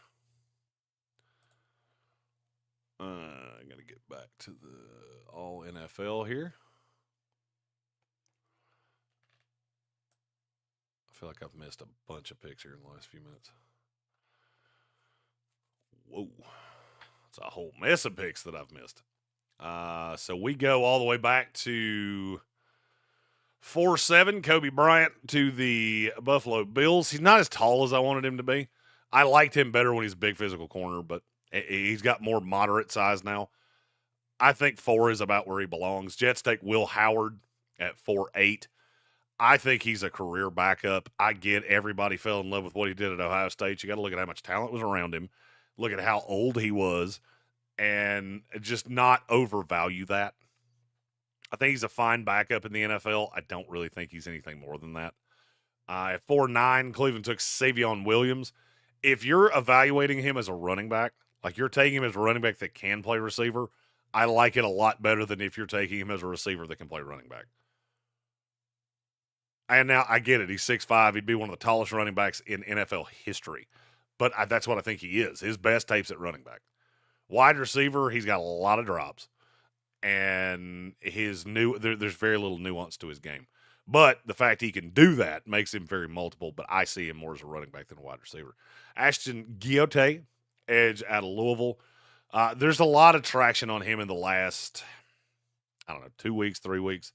I think late 3, early 4 is about where you're going to see him come off the board. Caleb Rogers at 4-11 of the San Francisco 49ers.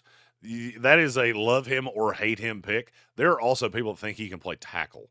I'm not one. I think he kicks inside the guard. Kind of a strange scheme fit for San Francisco, but it's a computer, so it doesn't listen to reason all that well.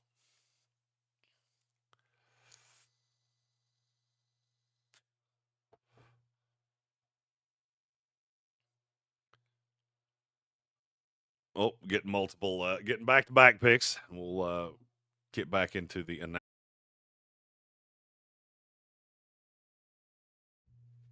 We should be back now. Oh, I need to update OBS and do all the things. This computer is on its absolute last limbs, and we have its replacement coming. So, Timothy O'Toole said, and the Patriots are done. How do you grade my draft? Let me make sure the stream is fully back. Oh, damn it. I got to go back through the...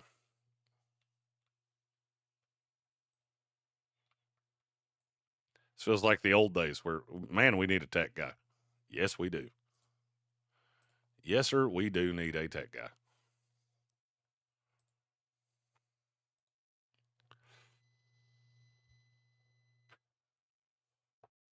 Okay, there we go. Now I can see the screen again. We're good. Make sure this is all set the way it needs to be. Boop. And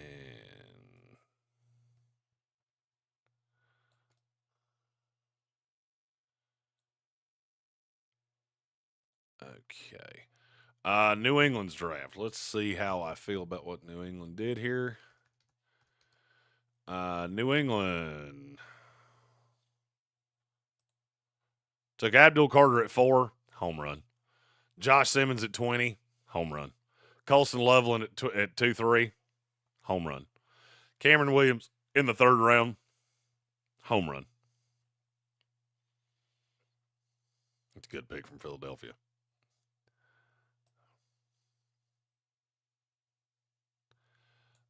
DJ Giddens at 417, home run. Jeffrey Bassa at 425, home run. Timothy O'Toole, if you get tired of lawyering, you could take over as GM of the New England Patriots, and I think you would do a far better job than the last handful of years. Now, here's my question. 2, 4, 5, 6, 6, 7. Okay, so you gave up 1 and a 3 next year. That's a lot of capital, but you hit a lot of home runs, so I'm not going to begrudge it. Obviously, got to ding it a little bit because you did give up so much capital, but that is really, really, really solid. Bill Workman said he can help with some tech guy. Hey, if you could 100% tell me why this thing keeps doing that, I would be forever indebted to you. Because I do not know, and it just started. We fixed all of the things that were precluding it from running, and it was running really choppy. So now it doesn't run choppy, but it just randomly crashes out it's usually after about an hour. It's crashed twice in a 3-hour stream. So if you could tell me why, that would be great. Okay, so let's get back to catching up with the picks here. As we stated, we're almost to the end of 4. We're going to go to the end of 5, and then the last 2 rounds will be off air with those of us that are still left. Okay, we had Byshell Tootin go at 4-12 to Pittsburgh. Really, really fast. Got a lot to work on to really get to the point that I think he's a piece of a committee now. I don't know that he'll ever be ahead of the snake, but he is super fast if that's what you're looking for.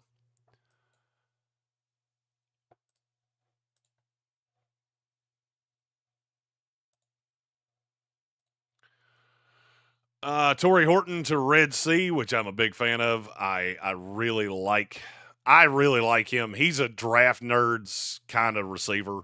I think he can be a big slot, or he can play on the outside. Really like him as a move around piece because he can do a little bit of everything. Anthony Belton, I hate the fit with Miami, but I love the player. I think he could come in right away and play as a legit. He's either going to be a back end of 2, day 2, beginning around 3 guy. Upton Stout, he's a true slot corner out of Western Kentucky. Had some really good reps at the Senior Bowl. Had some more inconsistent ones. Nice to get him in round 4 because I think he's more of a developmental piece. Jordan Phillips at 4-16 to the Atlanta Falcons. Really good against the run. Does not provide shit against the pass. DJ Giddens at 4-17 to New England. We had already talked about that one.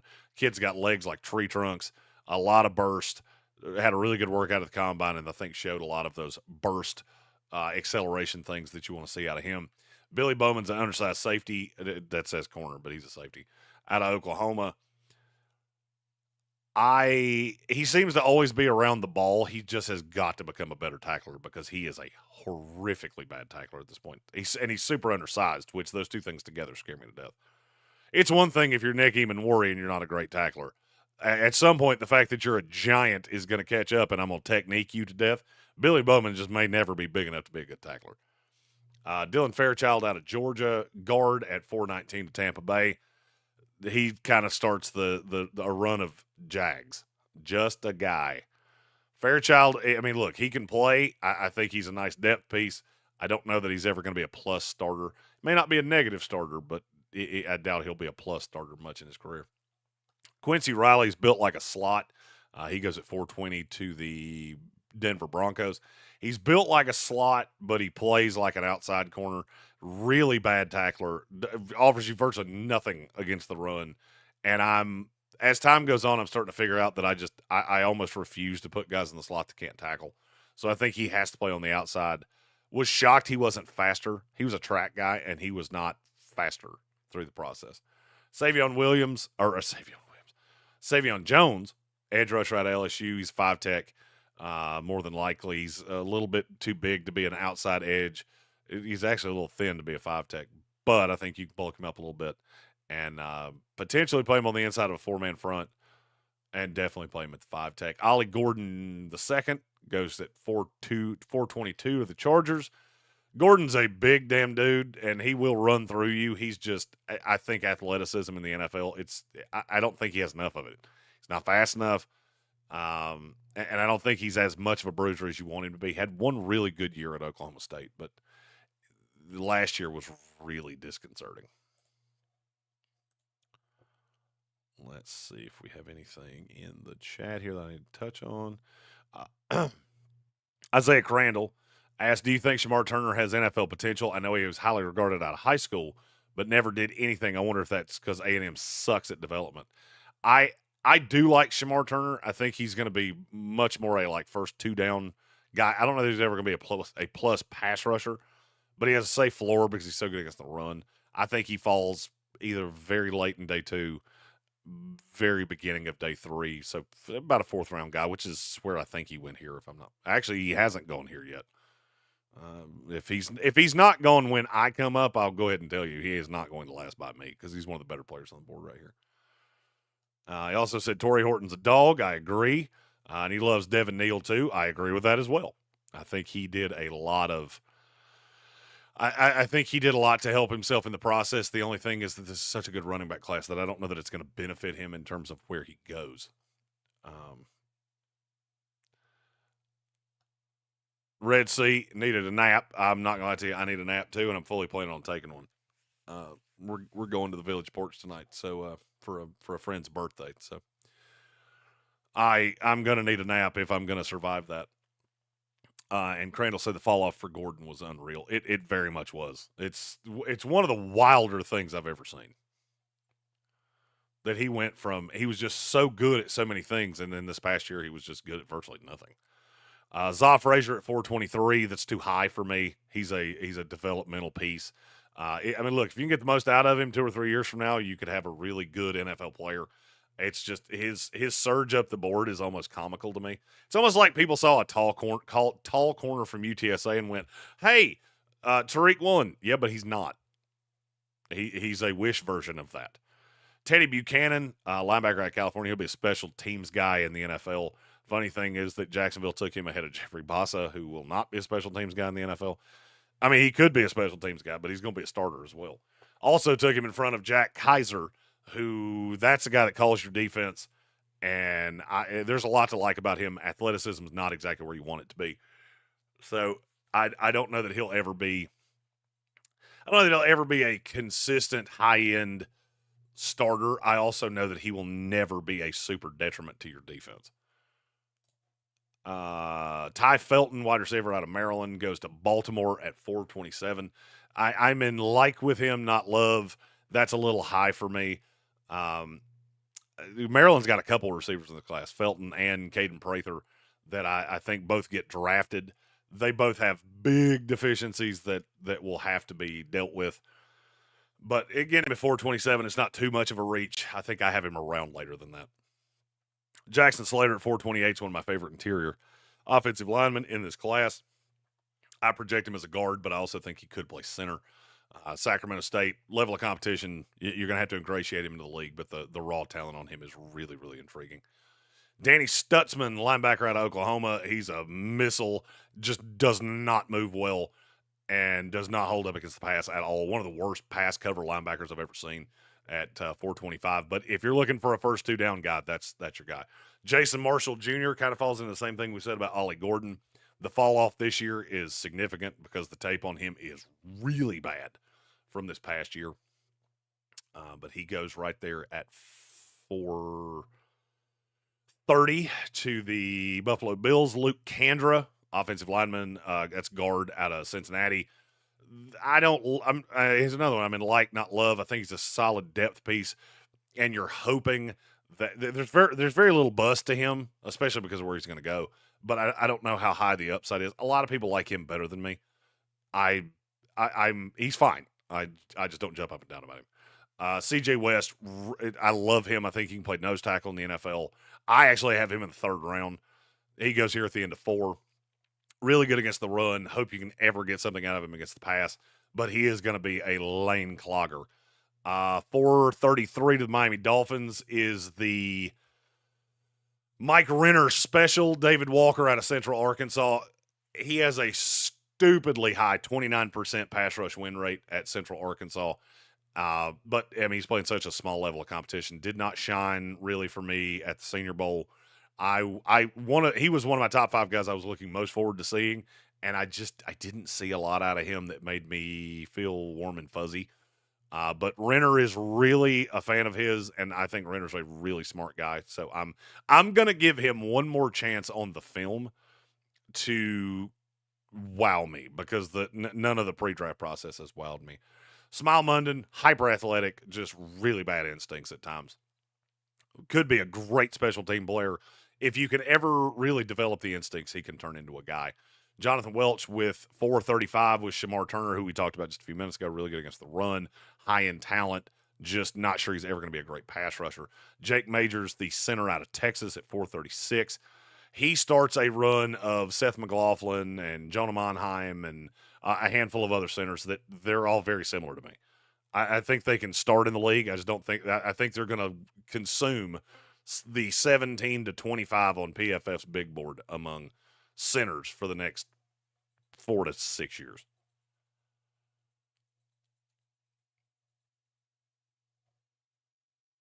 Dylan Graves said, just joining, did a quick check on Jaden Higgins. Thoughts on him? Is he closer to Higgins, London style, or Pittman? Also just heard 2 film guys compare him to Nico Collins and Cedric Tillman. I understand the latter comparisons better than the former. Look, Jaden Higgins is a big slot right now. You're going to have to develop him into playing on the outside. But he has all of the raw height, weight, speed tools to do that. He's just raw. And it's hard for me to take a second-round receiver that is as raw as he is. Even though he had some success, he's really only ever played in that big slot role. He's played on the outside very little.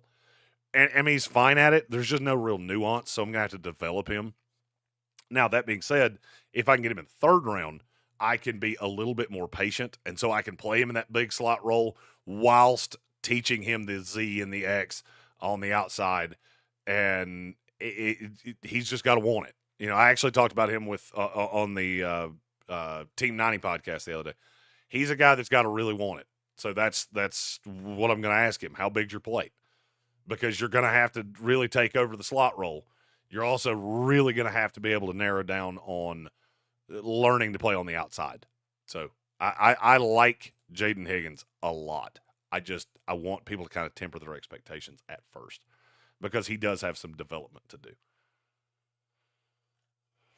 Oh God, my next pick is going to make me split the baby. I got to figure out which one of these guys I want. I may just not do it. Damn it! Mitchell Evans went in front of me. Shit. Well, that's not good. That is not what I wanted to happen.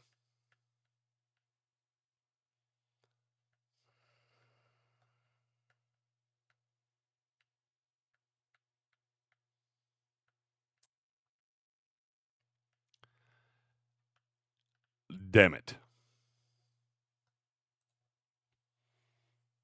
I got 2 picks right here within just a handful of selections of each other. Then we'll get back to the board. I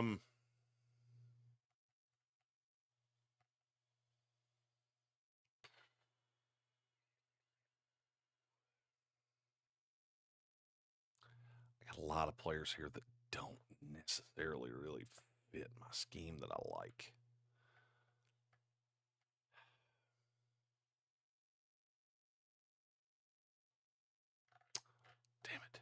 Damn it. Okay, I'll take RJ Harvey with my first selection. And then I'll have to really narrow down what I'm going to do from there. Because I needed a running back, and I love Harvey.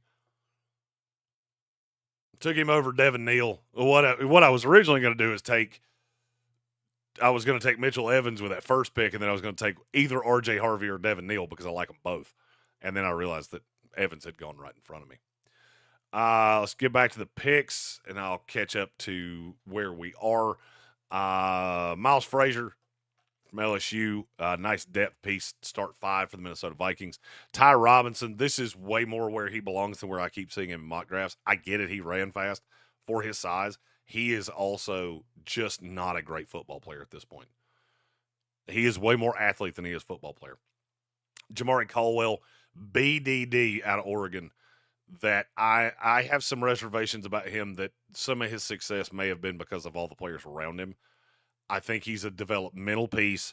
He fits way more in 5 than he does at the back end of 3, which is where I've been seeing him pretty routinely. Mitchell Evans, big slot out of Notre Dame. Great hands. Absolutely great hands. It kind of reminds me of a bigger version of Mark Andrews. He doesn't move quite as well as Mark Andrews. And yes, I said what I just said. He doesn't move quite as well as Andrews does. But I think he's a really good tight end that you can move all over the place, and he's going to be a big slot matchup nightmare. Seth McLaughlin goes at 5'5". He falls into that same thing I said with Jake Majors. He is a starting center in the NFL. I just don't think he'll ever be a great one. R.J. Harvey's a home run hitter. I love the idea of pairing him and Brian Robinson. And son of a bitch, you son of a bitch.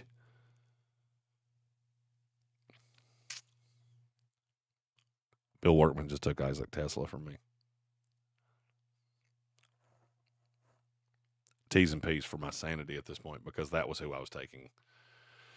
Damn it, I should have done that backwards. I should have taken Tesla at 5'6" instead of taking him at 5'14". Son of a bitch. I lost Clay Webb and Isaac Tesla back to back. That's enough to make me want to go kick a... Makes me angry. Clay Webb, really good. I think he's a really good center prospect out of Jacksonville State. Was a high major 5-star guy. Didn't really settle there. Wound up at Jacksonville State with Rich Rodriguez and was absolutely a dog in that offense. And then Isaac Tesla, big slot out of Arkansas. I love the raw on him. I'm really pissed off that Bill Workman just did that. That's my guy. Timothy O'Toole said, always love the How I Met Your Mother references. I'm not, which one did I say right there? I'm so mad right now that I just got sniped on Isaac Tesla. I can't even remember what I said. But How I Met Your Mother, probably my favorite sitcom of all time. Home Improvement's up there really high too, but I loved How I Met Your Mother. Oh, God, that makes me angry. Now I have to come up with a player to take, which is not awesome. Shit.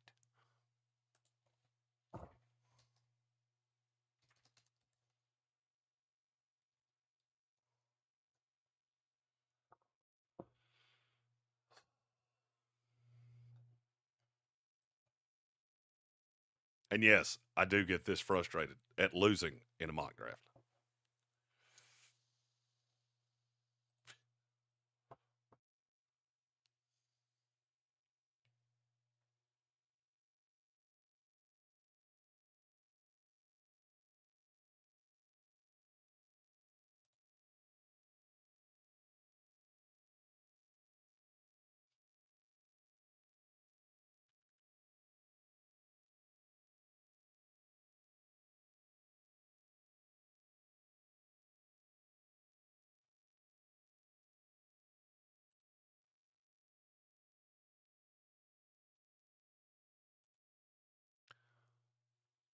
Okay.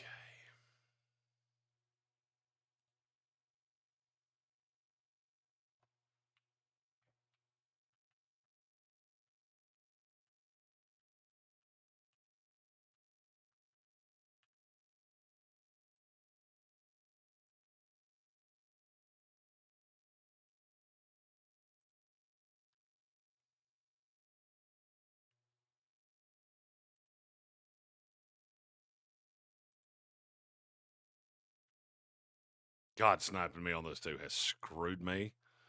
There is not a tight end on this board that I would eat. Oh, wait. Yes, there is. Oh, wait. Yes, there is. Oh, wait. Yes, there is.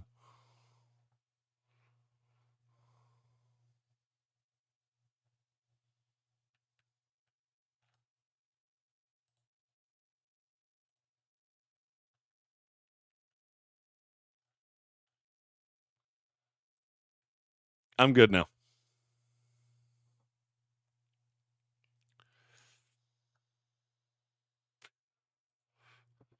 All right, back to the picks. Joshua Gray is a guard center out of Oregon State. I like him a lot. I think he can be a nice depth piece. Very, very malleable, because I don't really see a big drop-off between center or guard. Elijah Roberts is a 5-tech out of SMU. Started as an edge rusher at Miami. Really didn't necessarily have the success. Then he came to SMU and absolutely devoured the ACC. I love him as a 5-tech. I'm scared that somebody's going to try to put him on the outside of a 4-man front, and I'm not as wild about that. I would rather use him as a pass rush specialist from the 3-tech spot than to try to do that with him. Willie Lampkin, who's 5'9", he's built like Tank. He's very short, very squatty. guard center out of North Carolina goes right there in front of me. And then Damian Martinez, who's a big boy out of Miami. I'm not as big on him, but I know some that are. Jalen Reed, free safety out of Penn State, also goes right in front of me right there. Where's my guy? There's my guy, Tommy Fidone. Have to get a tight end, and I think this is about his range. I like Tommy Fidone a lot. To me, there's still a lot of juice left in that kid that he could get better. I do prefer Mitchell Evans, but Tommy Fidone's right behind him. And that, boys and girls, is why you stick to your board. Because you look at your board and go, oh, shit, there was another player that I still like here.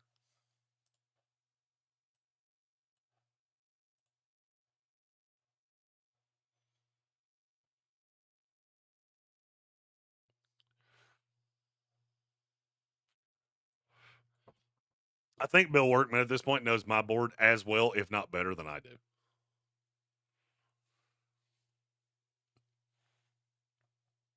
I'll have to take a picture of this mock and send it down to the Commanders guys and see how they feel I did as the de facto fill-in for Adam Peters.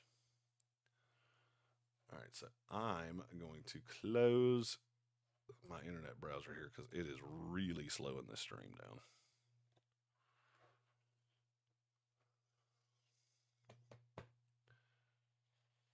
Oh, right there it is.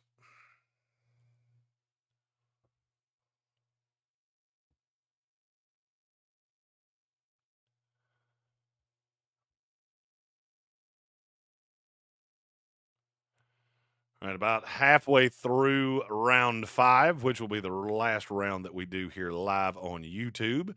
Baron Storrell out of Texas at 515 to the Bengals. He's fine. We get into a lot of guys here in 5 that it's fine. I mean, he'll be on a roster for 2 or 3 years. Do I think there's anything to him? Not really. Connor Colby out of Iowa. A couple linemen that I like a little better than him that were still on the board, but I'm not against it. And Iowa's a really good offensive line. So you get a lot of guys that come out of there that wind up really good at the next level. I would have probably gone Carson Vinson, but I also have a borderline fascination with Carson Vinson. So can't begrudge you for have Jonah Monheim as a tackle. Okay. I don't know where you got that, but okay. Devin Neal right there going to the Tampa Bay Buccaneers. I think he can be a really good running back in the NFL. Just got to have somebody else with him. That is the 17th pick. We are almost halfway. If you guys have any questions that you want answered before we get out of here, now would be the time. Generations said, Jeremy, can you rank my Colts picks overall 1 to 10? I sure can. Let's go to the Colts. I think I remember liking this one a lot.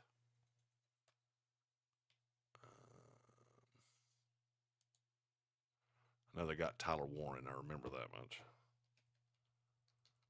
Let's see. So Indianapolis went Tyler Warren at 14, which is great value. Trey Harris, who I love on the outside. So you got Michael Pittman, Alec Pierce, Josh Downs. That's 4 dogs.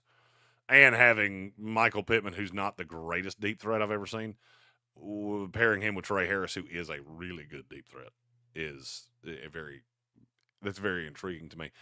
Joe Crash, the internet just went away. Okay, so we're back. Don't ask me why that happened. Don't ask me why that continues to happen. I have absolutely no idea. Let's see. So we go Josiah Stewart, who is and I'm going to start this over just in case Generations didn't hear it. His 3rd round pick was picked while he was driving. It's actually a solid pick. Josiah Stewart out of Michigan. Really good pass rusher. Just kind of goes into the rotation. And I actually think he fits nicely. He's just so undersized that it is scary with a team that plays defense the way that Indianapolis does. It's going to be a 4-man front. So I like him better standing up, but that was taken while he's driving. Trey Harris, really good deep threat wide receiver. I like the pairing with him and Pittman. Tyler Warren is the A-plus of all A-pluses. To me, there's no shot that he falls to 14, but if he did, that would be a total A-plus. I love Upton Stout out of the slot, and then Jalen Reed is a nice developmental piece. I don't think he's as far along as a lot of other people do, but you got him in 5 as opposed to 4. So for me, scale of 1 to 10, I'll say that's a solid 8-4. It's a solid 8-4, which for me would be a good B pushing plus. Pushing plus. Actually, no, you know what? I'm going to go A- because you didn't trade him picks. I just realized that you did not sacrifice your future capital, so I'll go A-. So it'd be a 9-2. Apologies. All of us had traded picks in the future, so I just assumed you had. That was my bad. Appreciate you, Generations. Still one of the coolest gifts I've ever gotten was a custom pair of J's from Generations. We have some really cool people that watch this show that send us stuff, and it's fucking awesome. Michael Quinsell said, had a blast, Jeremy. Can you please rate my picks 1 to 10? Keep in mind, it is my first NFL mock draft. I sure can. Let's check and see the New York Football Giants. And then, Donnie, I will get to your question right after that. I did not mean to skip you. It's just easier to, when I have to look at team pages like this, it's easier if I do them back to back like this. So for Mike, Travis Hunter makes this at worst a C. You could have drafted Tank Spencer, Chuck Schumer, and Tony Hinchcliffe, and I would have still given you a C, just solely because you took Travis Hunter instead of forcing Shedeur Sanders. I did not love the Jalen Milroe, but I don't like Jalen Milroe at all. Really like Cam Scattaboo and Ozzie Trapillo. Gunnar Helm, maybe a little early because he offers nothing as a blocker. Big slot. And then Connor Colby, fine depth piece. So I'll say for your first mock draft, I have to ding you on Milroe because Milroe is way too high at 2-2. But for your first mock draft, that's a solid, I'll say B and some change. I can't go B+ because I don't like Jalen Milroe that much. But that's a solid B and some change.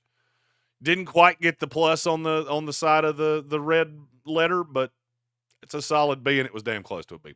So very good, Michael Quinsell. We're glad to have you with us, and glad that we could be involved with your first ever NFL mock draft, and we did it live right here in Sportsocracy. Donnie 4, we're glad to have you, Donnie. Said, I have a question. If you had to guess, where do you think the Eagles go in the first round, DT or edge? I think there's almost no shot that an edge doesn't fall in their lap. I believe it will be one of a handful of guys, whether it's Mykel Williams, Jalen Walker, or maybe James Pierce or Mike Greene, if one of them felt like if teams had really confirmed some shit and they didn't like them. Defensive tackle gets a little harder, because I think you're actually going to do better. I don't think any of the first-round graded guys are going to fall because DT gets kind of thin. So I will say I would bet Philadelphia goes edge, but I will tell you a name and just put it under your hat because I kept I've heard this a lot in the last 5 days. This could be lying season, and I'm not going to tell you that it's not. Nick Eamon-Worry. I keep hearing Philadelphia's his drop dead. That they could take him and try to turn him into that C.J. Gardner-Johnson move piece. So, can't tell you that that's true because I don't think safety's as big a need as some of the other things they have. But they may or may not be really, really in love with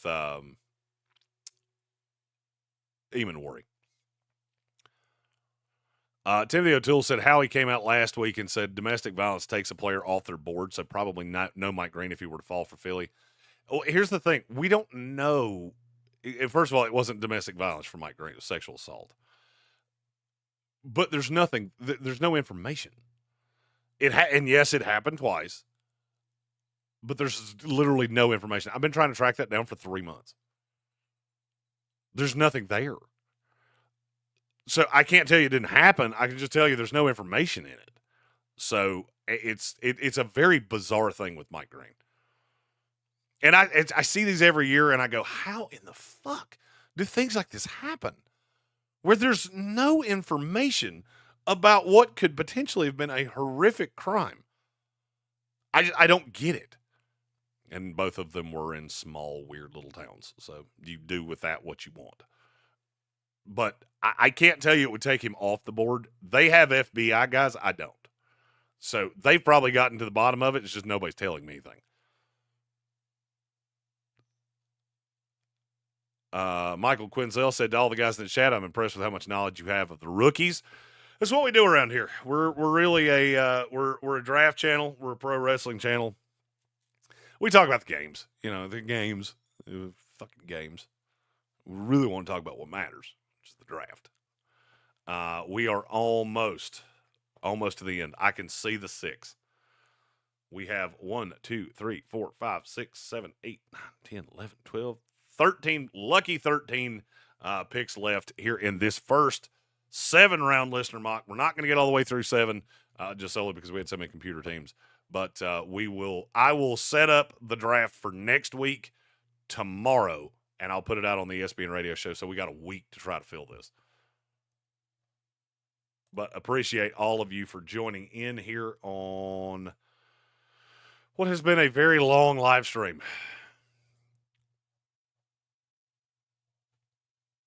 But appreciate all of you joining in here. We need to catch up on the picks that have happened in the last handful.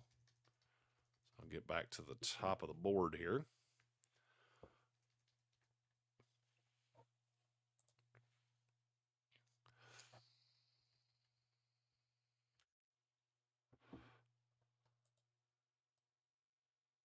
Okay.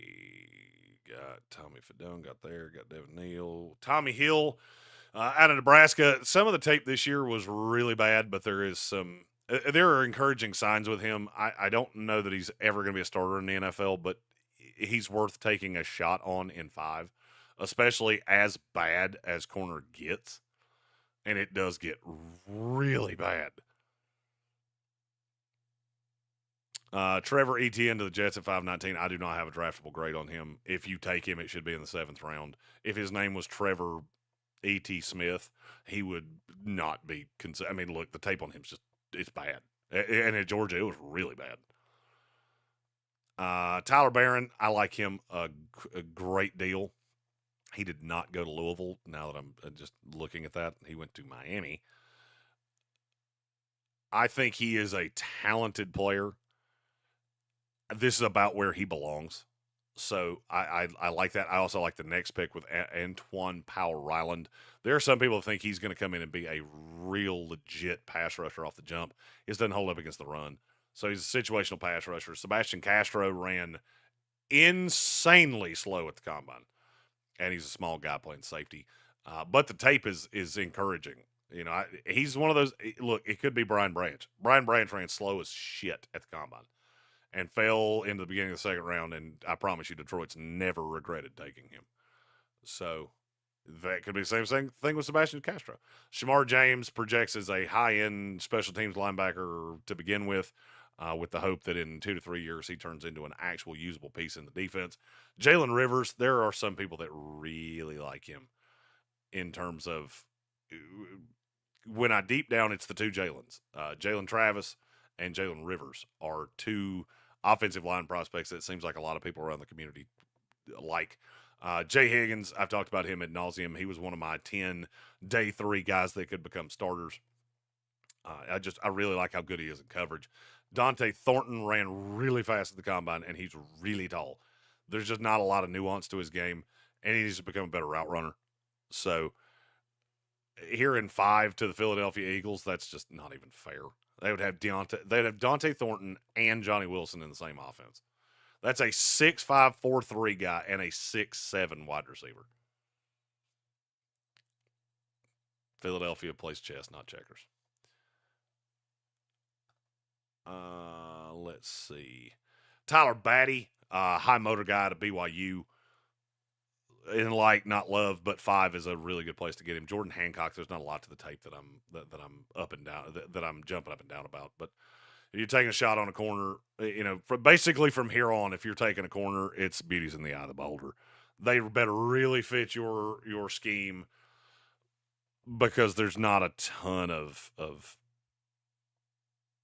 there's not a ton to love there. Fadil Diggs, I think, can be a nice pass rusher. You just got to be patient with him. Let's see. Jeremy, go eat some protein, get some rest, and thank you for hosting. Absolutely. Very happy to do this. But I'm not going to lie to you. I am tired, and tomorrow there will be some mock drafts coming out. More of them coming out on Monday. May have to push the last bit of them into Tuesday just because I'm fucking exhausted. So we'll finish the 4-round mock drafts by Tuesday. And by the time the clock rolls to Wednesday, we will be on to the 7-round mock drafts. And I'm probably going to do the 7-round mock drafts live. So we're also going to do team breakdowns, team needs, all those things on every team on the show next week. So Monday will be a mock draft Monday. That is you guys voting on the poll as we go through the show. Tuesday will be the AFC and NFC East team needs. Wednesday will be the West. Thursday will be the North. Friday will be the South. So that is our schedule for this week. 5:30, we've got 9 picks left. 5:30 or 30 in the 5th round. 5:30. Brashard Smith started as a wide receiver at Miami. Really good pass catcher. Had 1,300 some odd yards at SMU last year. Ton of touchdowns. That's a really solid 5th round pick. I will also go ahead and tell you there is no shot he's still going to be there that late when we get to the draft in Green Bay. Buffalo Bills here select J.J. Pegues, who is he's one of those, he's going to be a fan favorite because he started as a tight end. He's played fullback. He bulked up and was playing defensive tackle at Ole Miss and was still playing fullback. So he'll take handoffs. He's a fun guy. And he's athletic. He's a malleable piece. He's a football player. And getting him at 531 is really good value. I think he will go before that. The tape at defensive tackle is a bit raw, but he has played a lot of different positions in his career. All right, 7 picks left. 2 for the Dallas Cowboys, 2 for the Buffalo Bills, 2 for Jonathan Welch and the Seattle Seahawks, and 1 for the Baltimore Ravens. And then we will finish the rest of this offline, because I'm going to go take a nap. Picks in for the Dallas Cowboys. Johnny Cornelius, there are a lot of really varying grades on him.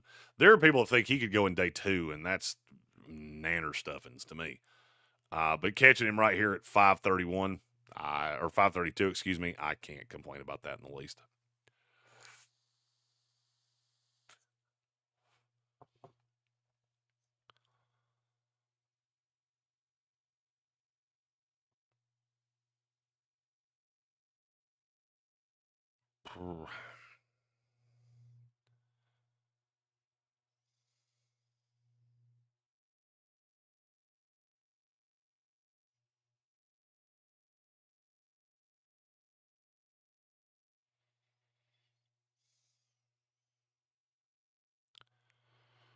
Apologies, they just sent us all the information about the place we're staying in Green Bay.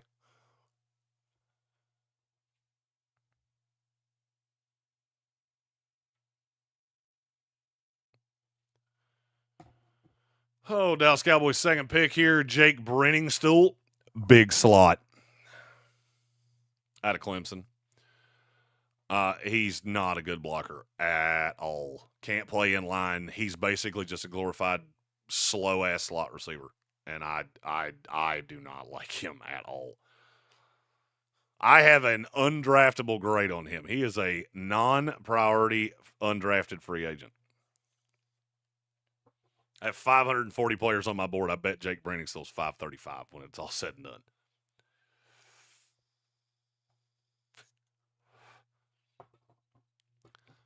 I just don't understand. He can't play tight end, so he's basically just a really slow wide receiver. And I don't know what to do with that. Jonathan Welch and the Seattle Seahawks right here with Cody Simon. That's a good pick. Cody Simon should not be on the board at 532 or 534 or whatever this was. That's a good selection by Welch. I think that's the one draft that I haven't. Okay, so we graded Red Sea. Let's see. We graded Red Sea.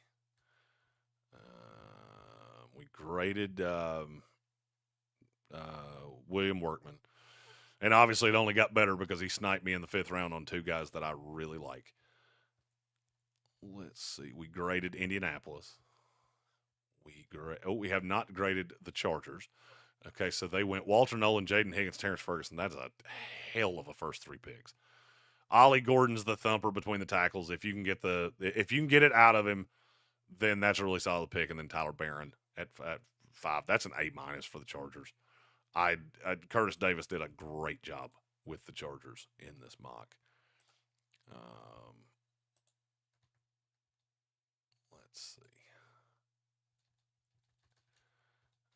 That was Curtis. Who else do we have? New England Patriots. A home run for the Patriots. It'd be a B+ after all said and done because you did give up so much capital for next year. But damn, you hit on a lot of guys. Pittsburgh, Kenneth Grant, Tyler Shuck, Bishel Tootin, Jalen Rivers. That's really solid from Grayson. I love Kenneth Grant to Pittsburgh, getting Tyler Shuck in the 3rd round. That could be your quarterback of the future. And Tootin will come in and contribute right away as a running back. Jalen Rivers, a nice depth piece. Jonathan Welch, who still has one more pick. Tet McMillan, Nick Eamon-Wari without having to move. And Jonas Ivanea. That is an A+. Tate Ratledge, Jared Ivey, Shamar Turner, and Cody Simon. That's an A+. Like, straight up, that's just an A+ for Jonathan Welch.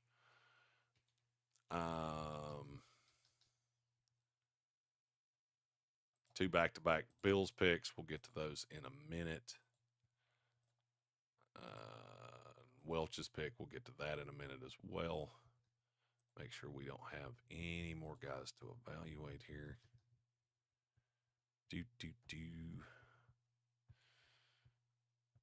And then me with Donovan Ezraku, Josh Connolly Jr., Zy Alexander, RJ Harvey, and Tommy Fedone. I feel pretty good about what I did there. So I addressed some of my biggest needs. I still got 3 picks left. Going to take some swings with those, and we'll put out the results of all of this on our social media. So we are to the last pick in this. It's the Baltimore Ravens. We'll catch up with what happened while we were going through all those. Malachi Moore and Chase Lunt. Chase Lunt's a really good pick because that's a nice, talented player to catch the back end of 5 that could be a depth contributor. Malachi Moore has the talent to be a 2nd-round pick, but he is an absolute train wreck between the ears. And so that's what pushes me completely off Malachi Moore. Aronde Gadsden the 2nd, big slot for Jonathan Welch and the Seattle Seahawks. My only reservation is that you already have 3 slot receivers. I'm not really sure where you would play Aronde Gadsden, but the talent of the player there is really, really good. So another solid pick for Mr. Welch, who had an A+ today. Baltimore Ravens' last pick of this, Dylan Gabriel, undraftable quarterback from Oregon, who is 4'6". All right, guys, I appreciate you. We have done this for almost 4 hours. We almost made it to 4 hours from the time I hit the button. So thank you all for being involved in this big-ass walk the mock draft. Let me check the chat one more time just to make sure there's nothing that I need to touch before we get out of here. Jonathan Welch asked, who is my next best tight end left? It would have been Aronde Gadsden. So he's a big slot, but technically he is a tight end. All right, guys, I appreciate everything. I appreciate all the kind words. Appreciate you hanging out on a Saturday for a lot of time talking about the draft. It's what we do here in the Sportsocracy. I am Jeremy Greene at ESPN Draft Nerd. We will be back on Monday. Some more mock drafts coming out tomorrow. I'm going to take tomorrow's a rest day, probably the last rest day of any kind that I have before the 2025 NFL Draft. We are just 2.5 weeks away from Green Bay. We will be leaving Tuesday, 2 weeks from Tuesday. We'll be headed to Green Bay. Be there 3 days, all 3 days of the NFL Draft, and it's all yours live here in the Sportsocracy. You guys have a good weekend, and we will see you on Monday.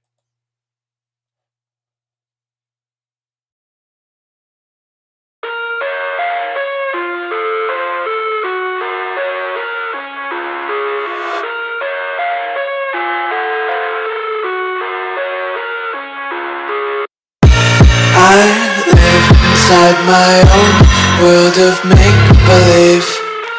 Kids screaming in the cradles, profanities. I see the world through eyes covered in ink and bleach.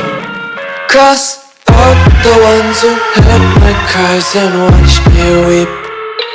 I love everything. Fire spreading all around my room. My world's so bright, it's hard to breathe, but that's alright. Hush.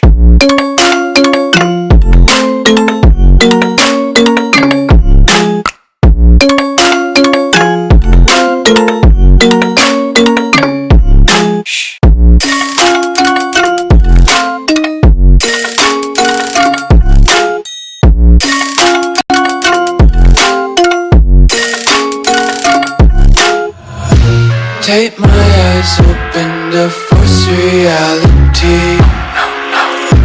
Why can't you just let me eat my weight in glee?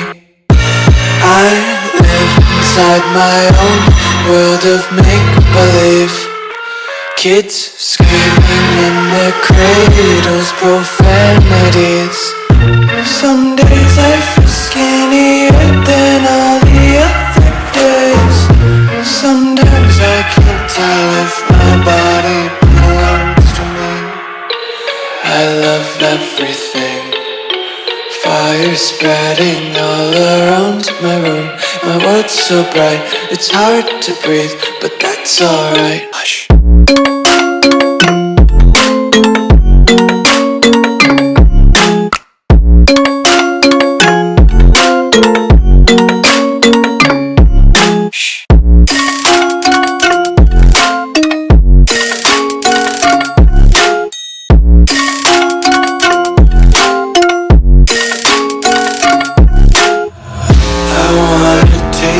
Content, hold your breath and feel the tension. Devils hide behind redemption. Honesty is a one-way gate to hell. I wanna taste consumption. Breathe faster to waste oxygen.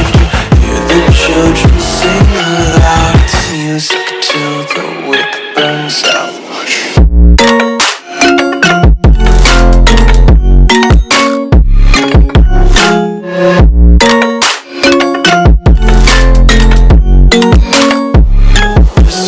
Be carefree lately, yeah. Just picking up daisies. Got one too many quarters in my pockets. Count 'em like the 4-leaf clovers in my locket. Untied laces, yeah. Just tripping on daydreams. Got dirty little lullabies playing on repeat. Might as well just ride around the nursery and